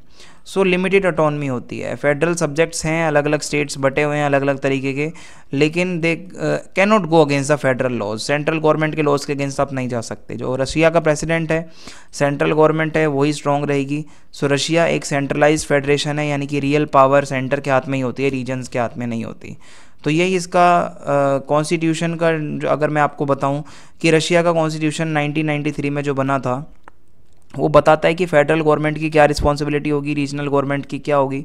तो थ्योरी के हिसाब से तो जो रीजन्स होते हैं हैव कंट्रोल, ठीक है, ओवर लोकल एडमिनिस्ट्रेशन। लिखा तो है कि एजुकेशन, हेल्थ, इकोनॉमिक डेवलपमेंट, इन सब में उनको कुछ पावर होगी, बट रियलिटी में फेडरल गवर्नमेंट ही सब कुछ करती है, ठीक है। Security, foreign affairs, judicial matters, सब बड़े बड़े मैटर्स पे मेन बंदा पुतिन ही डिसाइड करता है। प्रेसिडेंट का क्या रोल है? सो जो प्रेसिडेंट है रशिया का, उसके पास एक्स्ट्रा ऑर्डिनरी पावर्स हैं। वो रीजनल गवर्नर्स को अपॉइंट करता है, ठीक है, और डिसमिस कर सकता है गवर्नर्स को, फेडरल डिस्ट्रिक्ट्स बना सकता है प्रेसिडेंशियल एनवॉइस के साथ, ठीक है। मतलब वो एक अलग से फेडरल डिस्ट्रिक्ट्स भी बना सकता है। सो इससे क्या होता है कि जो रीजन्स की ऑटोनमी है वो कम हो जाती है, फेडरल सिस्टम बहुत ज़्यादा सेंट्रलाइज हो जाता है। मतलब फेडरलिज्म में तो यूजुअली हम यही पढ़ते हैं, पावर की शेयरिंग होती है, बट ऐसा नहीं है। Federal budget and financial control. So most of the Russia's financial resources are controlled by central government. जो ज़्यादातर जो फाइनेंशियल रिसोर्सेज हैं वो सेंट्रल गवर्नमेंट का उस पर कंट्रोल होता है। फेडरल सब्जेक्ट्स डिपेंड हैविली, जो स्टेट्स हैं वो पूरा डिपेंड रहते हैं कि कब सेंट्रल गवर्नमेंट उनको बजट देगी, जिससे कि इकोनॉमिकली डिपेंडेंट वो दूसरों पे रहते हैं, सेंट्रल गवर्नमेंट पे। Weakness of regional governments. So many regional governments are politically weak. ज़्यादातर जो रीजनल गवर्नमेंट्स हैं वो बहुत वीक होती हैं, पावर नहीं होती हैं, ठीक है, कि आप सेंट्रल पॉलिसीज़ को आप उसके अगेंस्ट जाओ। So in several cases, specially in the North Caucasus, the central government exerts tight control through security forces, governors and funding. यानी कि गवर्नमेंट सिक्योरिटी का यूज़ करती है, फोर्सेस का, गवर्नर्स का, फंडिंग करती है और पूरा कंट्रोल बना के रखती है। Ethnic and cultural autonomy. कुछ रिपब्लिक्स हैं जैसे ततरस्तान है, बशकोरोस्तान है, उनकी खुद की लैंग्वेज है, खुद की एक कल्चरल आइडेंटिटी है। While the constitution guarantees their rights. Constitution में लिखा है कि हाँ भाई आपको वो राइट मिलेगा। In practice the promotion of Russian language and identity dominates and cultural autonomy is limited. यानी कि रशियन लैंग्वेज ही ज़्यादातर चलती है, बट स्टिल थोड़ी बहुत उनको वो है recentralisation since 2000। So Vladimir Putin जब पावर में आया ईयर 2000 में, Russia has seen a trend of recentralisation through legal and constitutional changes. पहले वो बंदा पीएम बना था, फिर उसके बाद उसने चेंज करके प्रेसिडेंट के पास सारी पावर दे दी, अब वो प्रेसिडेंट है। So the Kremlin has reduce the power of regional governments. जो क्रेमलिन है उसने सारी पावर कम कर दी है, ठीक है, और यूनिटरी काइंड ऑफ लग रहा है, नाम का फेडरल है बस। क्या चैलेंजेस हैं रशिया के फेडरलिज्म में? रीजनल इनक्वालिटी है, कोई आगे है रीजन डेवलपमेंट में, कोई पीछे है। एथनिक टेंशन्स रहती है, चेचन्या वगैरह में वहाँ के ग्रुप्स अलग होना चाहते हैं रशिया से। सेंट्रलाइज बहुत ज़्यादा है, लोकल गवर्नेंस के पास कोई पावर है नहीं, सब कुछ डिसीजन वगैरह जो है वो पुतिन ले रहा है। सो इस तरीके से है। अगला क्वेश्चन है हमारा, तो आइए फिर समझते हैं constitution and development of South Africa, वहाँ का पार्टी सिस्टम, वहाँ का इलेक्टोरल सिस्टम और फेडरल सिस्टम ऑफ गवर्नेंस। तो साउथ अफ्रीका वर्ल्ड मैप में आप देखोगे तो कुछ यहाँ पर पड़ता है, तो इसको हम बहुत अच्छे से समझने जा रहे हैं। तो देखो, सबसे पहले है colonial foundations and the apartheid era. आपको पता है यहाँ पे अपार्थाइड सिस्टम चलता था। साउथ अफ्रीका जो है यहाँ पे पहले कलोनियल रूल था, सबसे पहले यहाँ पे डच लोग थे, बाद में ब्रिटिशर्स ने यहाँ पे रूल किया। और 1910 में the union of South Africa was created under the British dominion, ठीक है। सो यहाँ पे लिमिटेड कुछ इनके पास कुछ वो थे सेल्फ गवर्नमेंट करने के जो राइट्स होते हैं फॉर वाइट्स एंड ब्लैक जो लोग होते हैं उनके लिए कोई इतना कुछ नहीं था। फिर 1948 में नेशनल पार्टी बनती है, पावर में आती है, और वहाँ पे क्या होता है, फॉर्मली इंट्रोड्यूस्ड अपार्थाइड। यहाँ पे फिर क्या है, अपार्थाइड सिस्टम आता है जो कि ये कहता है कि रेशियल डिस्क्रिमिनेशन करेगा, रेशियल सेग्रीगेशन होगा, यानी कि जो लोग ब्लैक्स हैं, ब्लैक अफ्रीकन हैं, उनको कोई राइट नहीं दिया जाएगा।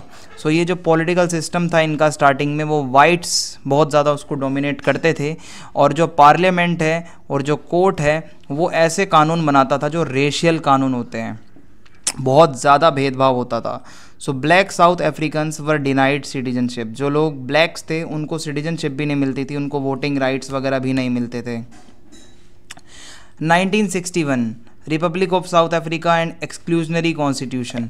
सो अब क्या होता है, 1961 में साउथ अफ्रीका एक रिपब्लिक बनता है, ठीक है। 1961 में एक रिपब्लिक बनता है, breaking ties with the British crown, और अब ब्रिटिशर्स का रूल यहाँ से चला जाता है। एक नया कॉन्स्टिट्यूशन बनाया जाता है, एक सेरेमोनियल प्रेसिडेंट बनता है। पहले ब्रिटिश मोनार्क हुआ करता था, अब एक प्रेसिडेंट बना दिया गया जो नाम का होगा। रेशियल एक्सक्लूजन अभी भी चल ही रहा था, और धीरे धीरे क्या है, एक replace the by cameral parliament with a unicameral, यानी कि ऑल वाइट लेजिस्लेचर, सिर्फ वाइट्स के हाथ में सब कुछ होगा। सो जो कॉन्स्टिट्यूशन है उसने तो अपार्थाइड को इंस्टीट्यूशनलाइज कर दिया, यानी कि ऑफिशियली, और ज़्यादा रेशियल इनइक्वालिटी बढ़ गई, ठीक है। अथॉरिटेरियनिज्म, सिर्फ वाइट लोग सब कंट्रोल कर रहे हैं। फिर क्या है, constitution and tricameral parliament. एक नया कॉन्स्टिट्यूशन आता है 1983 में, अटेम्प्टेड लिमिटेड रिफॉर्म्स, कुछ रिफॉर्म्स करने थे। एक ट्राई कैमरल पार्लियामेंट बनना था। Whites, coloureds and Indians had separate parliamentary chambers, ठीक है, इनके अलग चैम्बर बनाए गए, और ब्लैक अफ्रीकन अभी भी बाहर थे। सो ये मॉडल जो था इसको बहुत अपोज किया गया, बहुत ज़्यादा रेजिस्टेंस देखने को मिला, और अफ्रीकन नेशनल कांग्रेस पार्टी जो है वो बहुत ज़्यादा एक्टिव थी ब्लैक्स के लिए, ट्रेड यूनियंस थी, सिविल सोसाइटी ग्रुप्स थे। फिर है collapse of apartheid and negotiated transition. हुआ क्या, 1980s में बहुत ज़्यादा इंटरनेशनल प्रेशर आया, इकोनॉमिक क्राइसिस बढ़ रहा था, और बहुत इंटरनल प्रोटेस्ट हो रही थी, जिसकी वजह से अपार्थाइड रिजीम जो है उसको थोड़ा सा यहाँ पे नेगोशिएशन करना पड़ा। 1990 में नेल्सन मंडेला को जेल से निकाला गया आफ्टर 27 ईयर्स, और जो अफ्रीकन नेशनल कांग्रेस है और जो बाकी की जो बैन पार्टीज़ थी उनको लीगल कर दिया गया। नेगोशिएशंस हुई और एक ट्रांजिशनल कॉन्स्टिट्यूशन बना, और पहला डेमोक्रेटिक इलेक्शन जो था वो 1994 में हुआ, और अपार्थाइड बिल्कुल ख़त्म हो गया।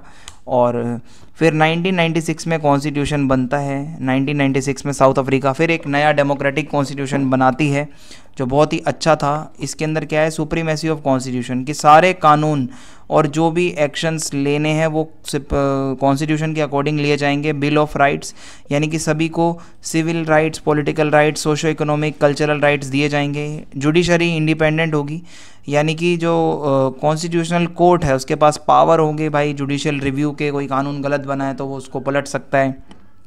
फिर है डेमोक्रेटिक गवर्नेंस, यानी कि इलेक्शन होंगे, पावर का सेपरेशन होगा, ह्यूमन डिग्निटी का ध्यान रखा जाएगा। Recognition of diversity, 11 official language बनाई गई कॉन्स्टिट्यूशन में। माइनॉरिटी जो कल्चर है उसकी भी प्रोटेक्शन की जाएगी, माइनॉरिटी रिलीजन्स की प्रोटेक्शन की जाएगी।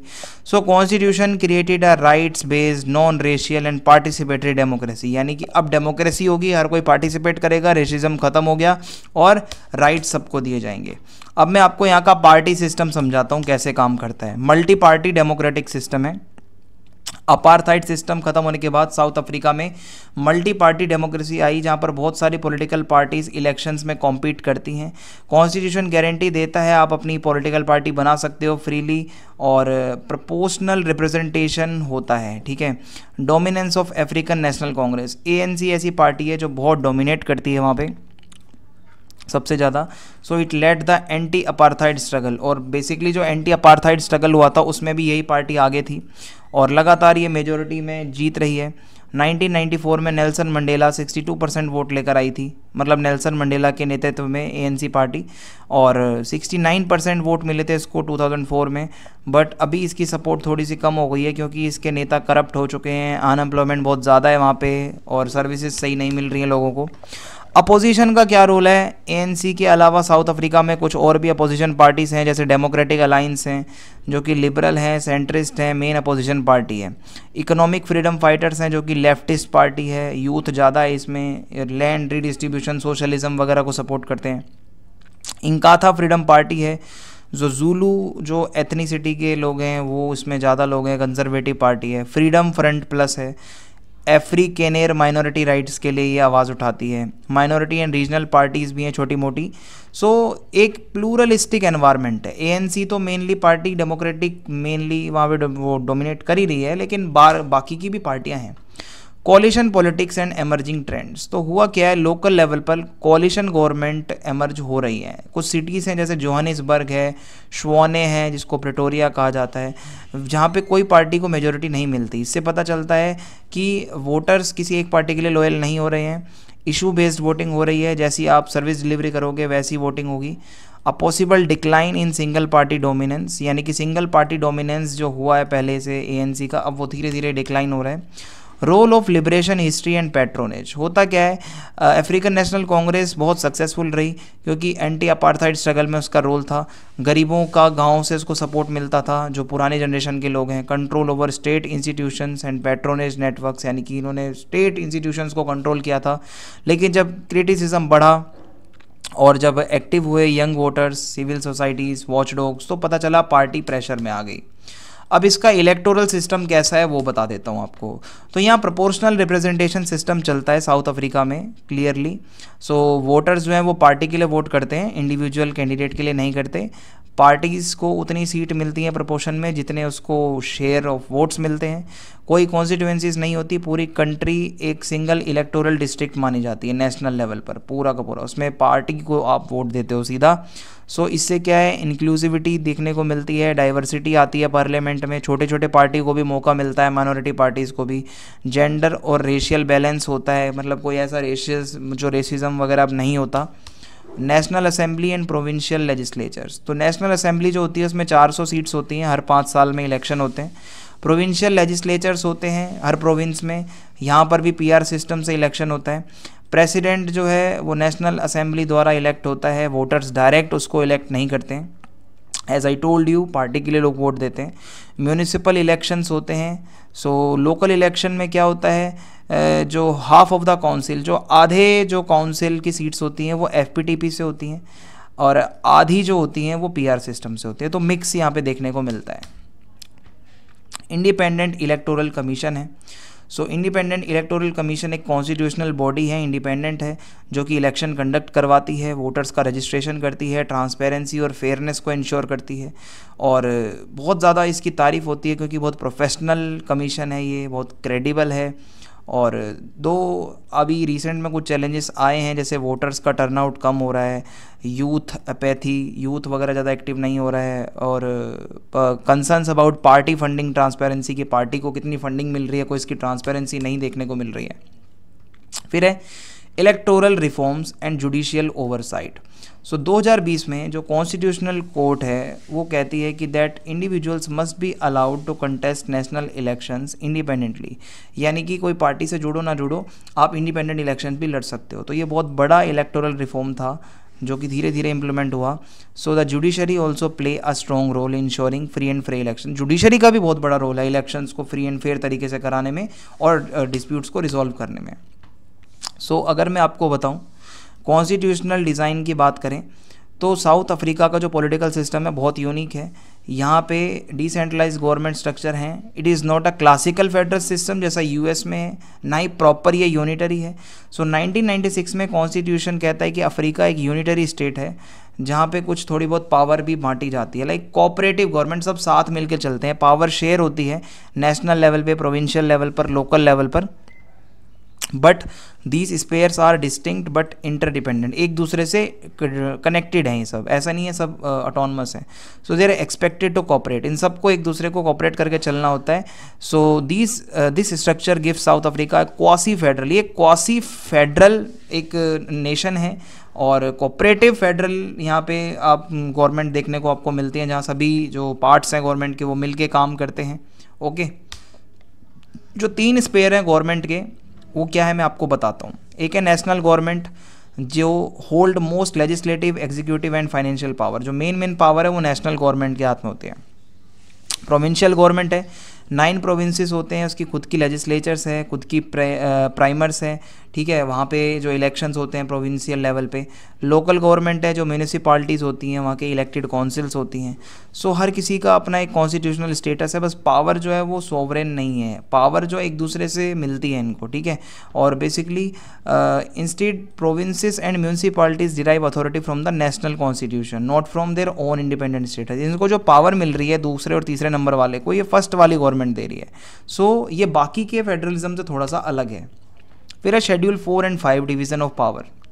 साउथ अफ्रीका का कॉन्स्टिट्यूशन बताता है शेड्यूल 4 में functions shared by national and provincial governments, like क्या क्या उनको काम करना है, एजुकेशन का, हेल्थ का, एनवायरनमेंट का। शेड्यूल 5 बताता है फंक्शंस एक्सक्लूसिव टू प्रोविंसेस, कि प्रोविंसेस क्या क्या कर सकते हैं सिर्फ एक्सक्लूसिवली, वो प्रोविंस की अपनी प्लानिंग कर सकते हैं, म्यूजियम्स वगैरह उनके कंट्रोल में है, प्रोविंशियल रोड्स उनको बनाने हैं।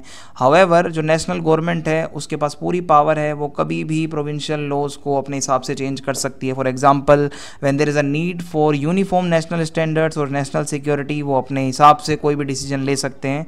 So thus in practice provinces have administrative autonomy but not legislative sovereignty, ठीक है, एडमिनिस्ट्रेशन वो अपना चला सकते हैं, कानून तो वही बनाएंगे ऊपर वाले।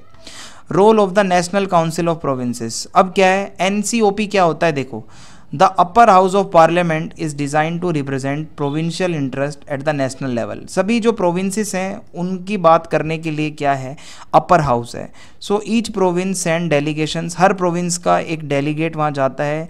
एंड जो एनसीओपी है must approve laws affective provinces, ठीक है, अफेक्टिंग प्रोविंसेस, तो वहाँ पे लॉज को अप्रूव किया जाता है। जैसे however unlike the Rajya Sabha in India और यूएस सीनेट, एनसीओपी थोड़ी सी अलग है, यहाँ लिमिटेड लेजिस्लेटिव इन्फ्लुएंस है, इसका इतने कानून नहीं बनते, फाइनेंशियल मैटर में तो बहुत कम बनते हैं, तो इसकी पावर थोड़ी कंसल्टेटिव है, डिसीजन ये कम लेते हैं, सेंट्रल गवर्नमेंट ही मेन डिसीजन ले रही होती है, ये सिर्फ कंसल्ट करते हैं। फिसल सेंट्रलाइजेशन एंड रिसोर्स डिपेंडेंस, जो प्रोविंसेस हैं, जो म्यूनसिपालिटीज़ हैं, जो सेकंड और थर्ड लेवल की जो गवर्नमेंट्स है वो बहुत ज़्यादा नेशनल जो पैसा है जो सेंट्रल गवर्नमेंट का उस पर डिपेंड रहते हैं।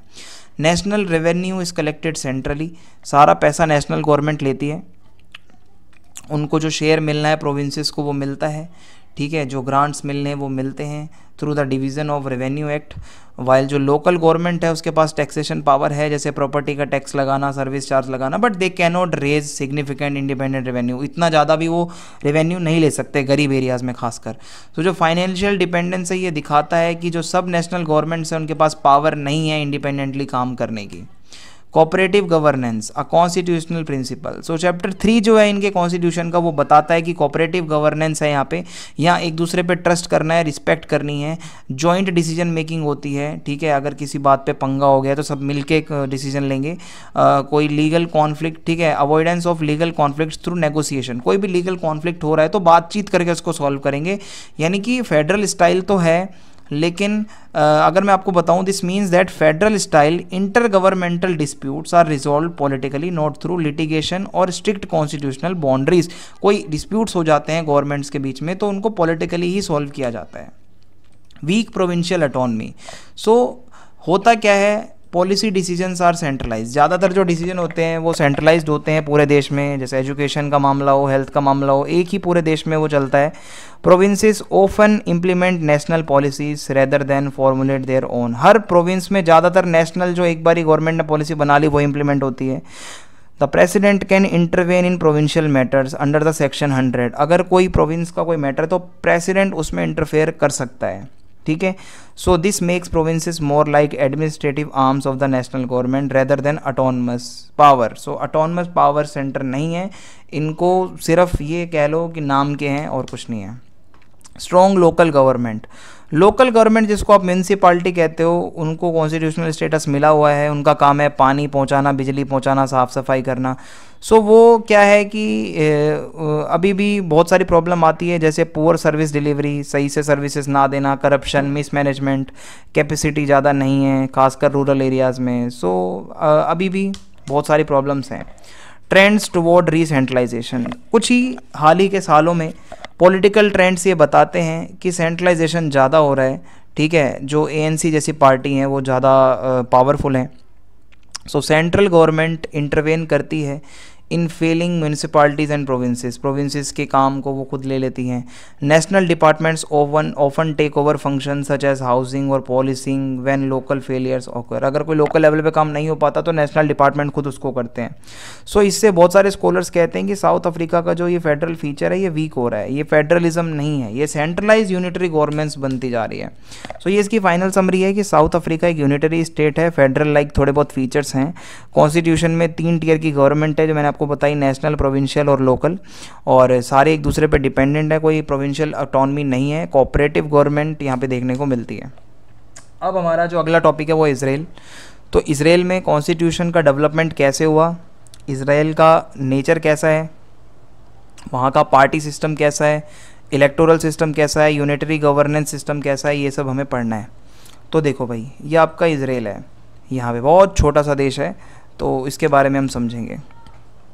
इजराइल में पार्लियामेंट्री डेमोक्रेसी है, मिडल ईस्ट का ये एक देश है, 1948 में बना था, ज्यूविश होमलैंड है, जो यहूदी लोग हैं उनका ये घर है। सो एक छोटी कंट्री है साइज़ और पॉपुलेशन में, बट इसका जो पॉलिटिकल सिस्टम है बहुत कॉम्प्लेक्स है। यहाँ की एथनिक डाइवर्सिटी बहुत ज़्यादा है, रीजनल कॉन्फ्लिक्ट्स इसके होते रहते हैं आसपास पैलेस्टीन से, रिलीजन के मामले में कॉन्फ्लिक्ट्स होते हैं। सो इजराइल बहुत यूनिक है क्योंकि कोई इसमें फॉर्मल रिटन कॉन्स्टिट्यूशन इनका नहीं है, प्रॉपर प्रोपोर्शनल रिप्रेजेंटेशन सिस्टम चलता है, मल्टी पार्टी पार्लियामेंट्री सिस्टम है, एक ज्यूविश और डेमोक्रेटिक स्टेट है, एक यूनिटरी स्टेट है, सेंट्रलाइज गवर्नेंस है, सारा डिसीजन एक ही बंदा ले रहा होता है वहाँ पे। सो मैं आपको बताता हूँ इसका कॉन्स्टिट्यूशनल डेवलपमेंट कैसे कैसे हुआ है।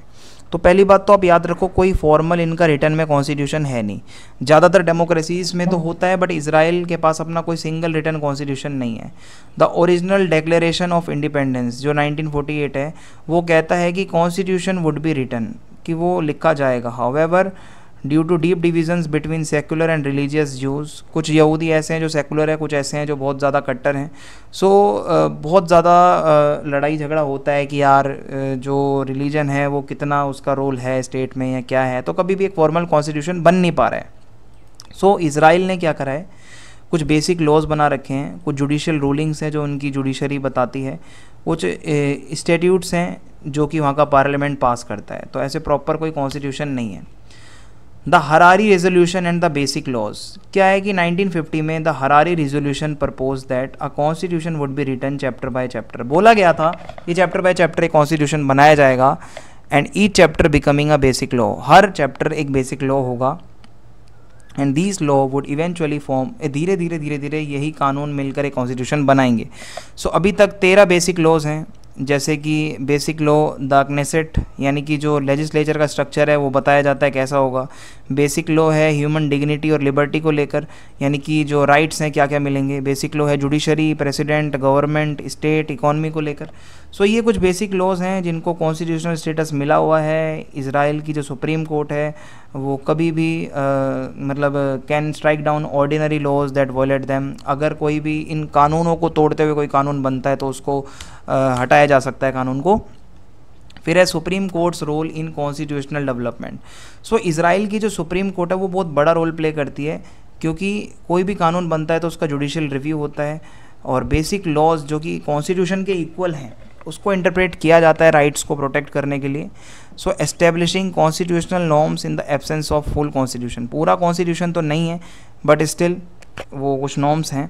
सो notably the court has ruled that Israeli identity as Jewish and democratic state is a constitutional principle, यानी कि लिखा हुआ तो नहीं है बट इसराइल की आइडेंटिटी बताई जाती है वो ज्यूविश कंट्री है, डेमोक्रेटिक स्टेट है। रिसेंट में कुछ डिबेट्स हैं, कुछ साल में नेतन्याहू के टाइम पे जो गवर्नमेंट थी उन्होंने कुछ अटैम्प्ट करा, जैसे सुप्रीम कोर्ट की पावर को कम करना, पार्लियामेंट को ज़्यादा पावर देना, कोर्ट के डिसीजंस को भी बदलने की। सो इससे बहुत ज़्यादा प्रोटेस्ट हुई, पॉलिटिकल क्राइसिस भी आए, टेंशन्स भी बनी, लिबरल और डेमोक्रेटिक और जो मेजोरिटेरियन पॉलिटिक्स होती है वहाँ इसराइल में जो अलग अलग लोग हैं बेसिकली वो प्रोटेस्ट करने लगे कि ऐसा गवर्नमेंट क्यों कर रही है। इसराइल का नेचर कैसा है उसको मैं आपको समझाता हूँ। एक ज्यूविश और डेमोक्रेटिक कंट्री है इसराइल। ऑफिशियली कहता है कि एक ज्यूविश स्टेट है, डेमोक्रेसी है यहाँ पे। This dual identity is embedded in the basic law कि Israel as the nation state of the Jewish people 2018 में कहा गया था ये ज्यूविश लोगों का ही देश है। सो क्या है कि एक तो इनकी ऑफिशियल लैंग्वेज हिब्रू है जो ज्यूविश लोग बोलते हैं। ज्यूविश कैलेंडर वहाँ का नेशनल कैलेंडर है। लॉ ऑफ रिटर्न यानी कि any Jew in the world can immigrate to Israel and gain citizenship. कोई भी यहूदी बंदा आके इसराइल में मेंबर बन सकता है, वहाँ का सिटीजन बन सकता है। At the same time Israel guarantee civil and political rights to all citizen. सबको राइट मिले हुए हैं, चाहे वहाँ पे अरब लोग रहते हैं, ड्रूज हैं, क्रिश्चियन हैं, सबको राइट्स मिले हुए हैं। Secularism versus religion in governance. So Israel एक डेमोक्रेसी है but it does not follow strict secularism. Strictly secularism वहाँ नहीं है। रिलीजियस कोर्ट भी हैं वहाँ पे शादी के लिए, डिवोर्स के लिए, पर्सनल लॉज के लिए। रिलीजियस पार्टीज़ हैं, बहुत बड़ा रोल प्ले करती हैं। जो टेंशन्स हैं वहाँ पे ऑर्थोडॉक्स और सेकुलर ज्यूज़ के बीच में, कोई कट्टर ज्यूइश है, कोई सेकुलर ज्यूइश है, कोई अरब माइनॉरिटी वाला है, आपस में ये लोग लड़ते रहते हैं। Minority issues and Arab citizens. So 20% जो इसराइल की पॉपुलेशन है वो अरब हैं, जिसमें मुस्लिम्स और क्रिश्चियंस हैं। उनके पास भी वोटिंग का राइट है, उनका भी रिप्रेजेंटेशन है वहाँ के नेसेट में, पार्लियामेंट वगैरह में, उनको भी पब्लिक सर्विस में एक्सेस मिला हुआ है। However they face systematic discrimination. थोड़ा बहुत भेदभाव होता है, खासकर हाउसिंग में, एम्प्लॉयमेंट में, लैंड एलोकेशन में थोड़ा यहूदियों को ज़्यादा प्रेफरेंस दी जाती है। तो 2018 में national state law sparked controversy as it prioritized Jewish identity over full equality, leading many to question Israel's democratic commitments. तो हुआ क्या था 2018 में, ज्यूइश आइडेंटिटी को ही प्रायोरिटाइज किया गया था ज़्यादा, यहूदियों को ज़्यादा वो मतलब कुछ राइट्स दे दिए गए थे। तो ऐसे में ये डेमोक्रेटिक तो वैल्यूज़ नहीं है अगर आप एक कोई सब कुछ कर रहे हो। इसराइल का पार्टी सिस्टम कैसा है वो देखते हैं। मल्टी पार्टी डेमोक्रेसी है। सो इसराइल में बहुत सारी पार्टियां हैं, ठीक है। Many small and medium size parties हैं, कोalition गवर्नमेंट भी बनती है। फ्रीक्वेंट इलेक्शन होते हैं क्योंकि अलाइंसेस स्टेबल नहीं है। डोजन ऑफ पार्टीज़ हैं, often win seats in parliament with none winning, मतलब मेजोरिटी में कोई नहीं है, मिलजुल कर सरकार बनती है। Dominant parties and electoral volatility यानी कि हिस्ट्री में देखें तो लेबर पार्टी सबसे ज़्यादा डोमिनेट करती थी 1948 से। 1990s से द लिक्विड पार्टी जो राइट विंग की पार्टी है नेतन्याहू की, वो ज़्यादा डोमिनेंट है। कुछ और भी पार्टीज़ हैं जैसे Yesh Atid, Shas, United Torah Judaism, Blue and White, Religious Zionism, Arab parties like Ra'am and Hadash Ta'al. तो ये भी पार्टीज़ हैं। सो इसराइल का पार्टी सिस्टम कैसा है, पार्टियां मर्ज होती हैं, स्प्लिट होती हैं, बदलती रहती हैं। Role of religious and ethnic parties. कुछ रिलीजियस पार्टीज़ हैं जैसे Shas, United Torah Judaism, religious Zionist party. ये रिप्रेजेंट करती है अल्ट्रा ऑर्थोडॉक्स ज्यूज़ को, यानी कि जो बहुत कट्टर एकदम जो रिलीजियस नेशनलिस्ट लोग हैं। अरब पार्टीज़ जो है वो पैलेस्टीनियन इजरायलीज़ को उनके राइट्स के लिए आवाज़ उठाती है। तो कोalition गवर्नमेंट बनती है, आइडियोलॉजी सबकी अलग अलग है, तो गवर्नेंस बहुत मुश्किल हो जाती है। कोalition पॉलिटिक्स एंड इनस्टेबिलिटी। किसी भी पार्टी को कभी मेजोरिटी पूरी नहीं मिली है of 61 seats in the 120 member Knesset. इससे क्या होता है, गवर्नमेंट ज़्यादातर कोalition से बनती है और आइडियोलॉजी सबकी अलग अलग होती हैं, अजीबोगरीब। सो इफ़ अ कोalition कोलैप्स, अगर कोई गठबंधन टूटता है तो फिर अर्ली इलेक्शंस करवाने पड़ते हैं जो फ्रीक्वेंटली इसराइल में होते रहते हैं। सो इससे पॉलिटिकल इनस्टेबिलिटी आती है, पॉलिसी पैरालिसिस की, एक पॉलिसी सही से चल नहीं पाती। For example Israel has had 5 elections between 2019 से 2022 के बीच 5 बार इलेक्शन हो चुके हैं इसराइल के अंदर। यहाँ का इलेक्टोरल सिस्टम कैसा है उसको समझते हैं। प्रोपोर्शनल रिप्रेजेंटेशन है कि इसराइल में पूरा एक प्रोपोर्शनल पीआर सिस्टम चलता है। पूरी कंट्री को एक पूरा एक इलेक्टोरल डिस्ट्रिक्ट माना जाता है। पार्टी के लिए लोग वोट देते हैं, not for candidates. So based on the percentage of vote, जितना वोट मिलता है उसी परसेंटेज में each party gets the percentage of 120 seats in the Knesset, यानी कि इसराइल के पार्लियामेंट में उतनी सीट मिलती हैं जितने आप वोट लाओगे। सो ये जो सिस्टम है ये क्यों यूज़ किया जाता है, इससे ज़्यादा से ज़्यादा रिप्रेजेंटेशन मिलता है छोटी पार्टियों को भी, ठीक है, और इससे डाइवर्सिटी आती है, अलग अलग आवाज़ आप यहाँ पे रख सकते हो, छोटी पार्टियों का भी रोल होता है। इलेक्टोरल थ्रेशोल्ड यानी कि मिनिमम परसेंटेज एक वोट है कि आपको इतना चाहिए ही चाहिए पार्लियामेंट में आने के लिए। 2003 से पहले सिर्फ 1% वोट चाहिए होता था, बट अब 3.25% का थ्रेशोल्ड, ये वोट का मिनिमम परसेंटेज होना चाहिए, तभी आप पार्लियामेंट में आ पाओगे। इसका इम्पैक्ट क्या हुआ है, छोटी छोटी पार्टियां अब नहीं आती ज़्यादा, पहले कोई भी घुस जाता था, बट अभी भी कोalition गवर्नमेंट ही बनती है क्योंकि बड़ी पार्टी मेजोरिटी में नहीं जीत पा रही है। तो स्मॉल पार्टीज ही किंग मेकर बनती हैं जब बात गठबंधन की आती है।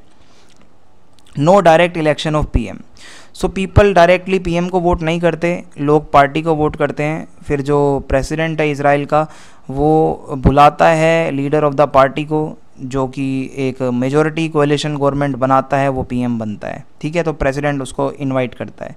सो रिजल्ट क्या होता है, a lot of post election negotiation and compromise की, वो जो अलग अलग जो गठबंधन बने हैं, बहुत नेगोशिएशन होता है, कौन पीएम बनेगा, कौन पीएम बनेगा, किसके पास पावर होगी, हफ्ते महीने लग जाते हैं। Independent election commission and equal voting rights, तो इलेक्शंस होते हैं, न्यूट्रली होते हैं, इंडिपेंडेंट कमीशन है, वोटिंग कंपलसरी है जो 18 से ऊपर है, पेपर बैलेट का यूज़ होता है, मैनुअली काउंटिंग होती है, सभी सिटीजन्स चाहे वो ज्यूज़ हों, अरब हो, ड्रूज़ हों, अदर माइनॉरिटी हैं, सबको वोटिंग के राइट मिले हुए हैं। यूनिटरी गवर्नेंस, देखो फेडरलिज्म कम है यहाँ पे, नो फेडरलिज्म, सेंट्रलाइज स्टेट है पूरा प्रॉपर, सारी पावर सेंट्रल गवर्नमेंट के पास है, लोकल अथॉरिटीज़ हैं लेकिन पार्लियामेंट के लॉज पे ही काम करती हैं, कोई ऑटोनमस स्टेट नहीं है, कोई प्रोविंसेस नहीं है जैसे इंडिया में और यूएसए में होते हैं। लोकल गवर्नमेंट है, सेंट्रल सुपरवाइजन के अंदर काम करती है, जो कि सिटी प्लानिंग का काम है, एजुकेशन का काम है, साफ़ सफाई का, वही जो एमसीडी वाले काम होते हैं वो काम करती है, बट वो इंडिपेंडेंट नहीं है। उनके जो भी काम कर रहे हैं, वो जो बजट है, जो डिसीजन है, वो सब मिनिस्ट्री ऑफ इंटीरियर वही मॉनिटर करती है। नो रीजनल ऑटोनमी, कोई भी कॉन्स्टिट्यूशनली रिकॉग्नाइज स्टेट और प्रोविंसेस नहीं है, इसराइल पूरा का पूरा इसराइली है। Areas with specific ethnic groups like Arab and ड्रूज do not have special governance powers, कोई ऐसे एथनिक ग्रुप जहाँ ज़्यादा रहते हैं उनको कोई स्पेशल पावर नहीं दी गई है। No second chamber in parliament, जैसे कि अपने यहाँ राज्यसभा लोकसभा है ना, वहाँ पे कोई स्पेशल चैम्बर नहीं है, एक ही है बस, ठीक है।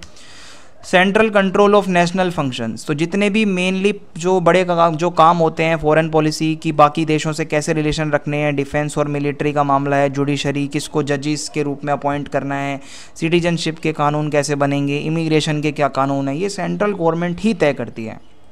So local governments have no say in these matters, local government इसमें कुछ ज़्यादा नहीं कर सकती।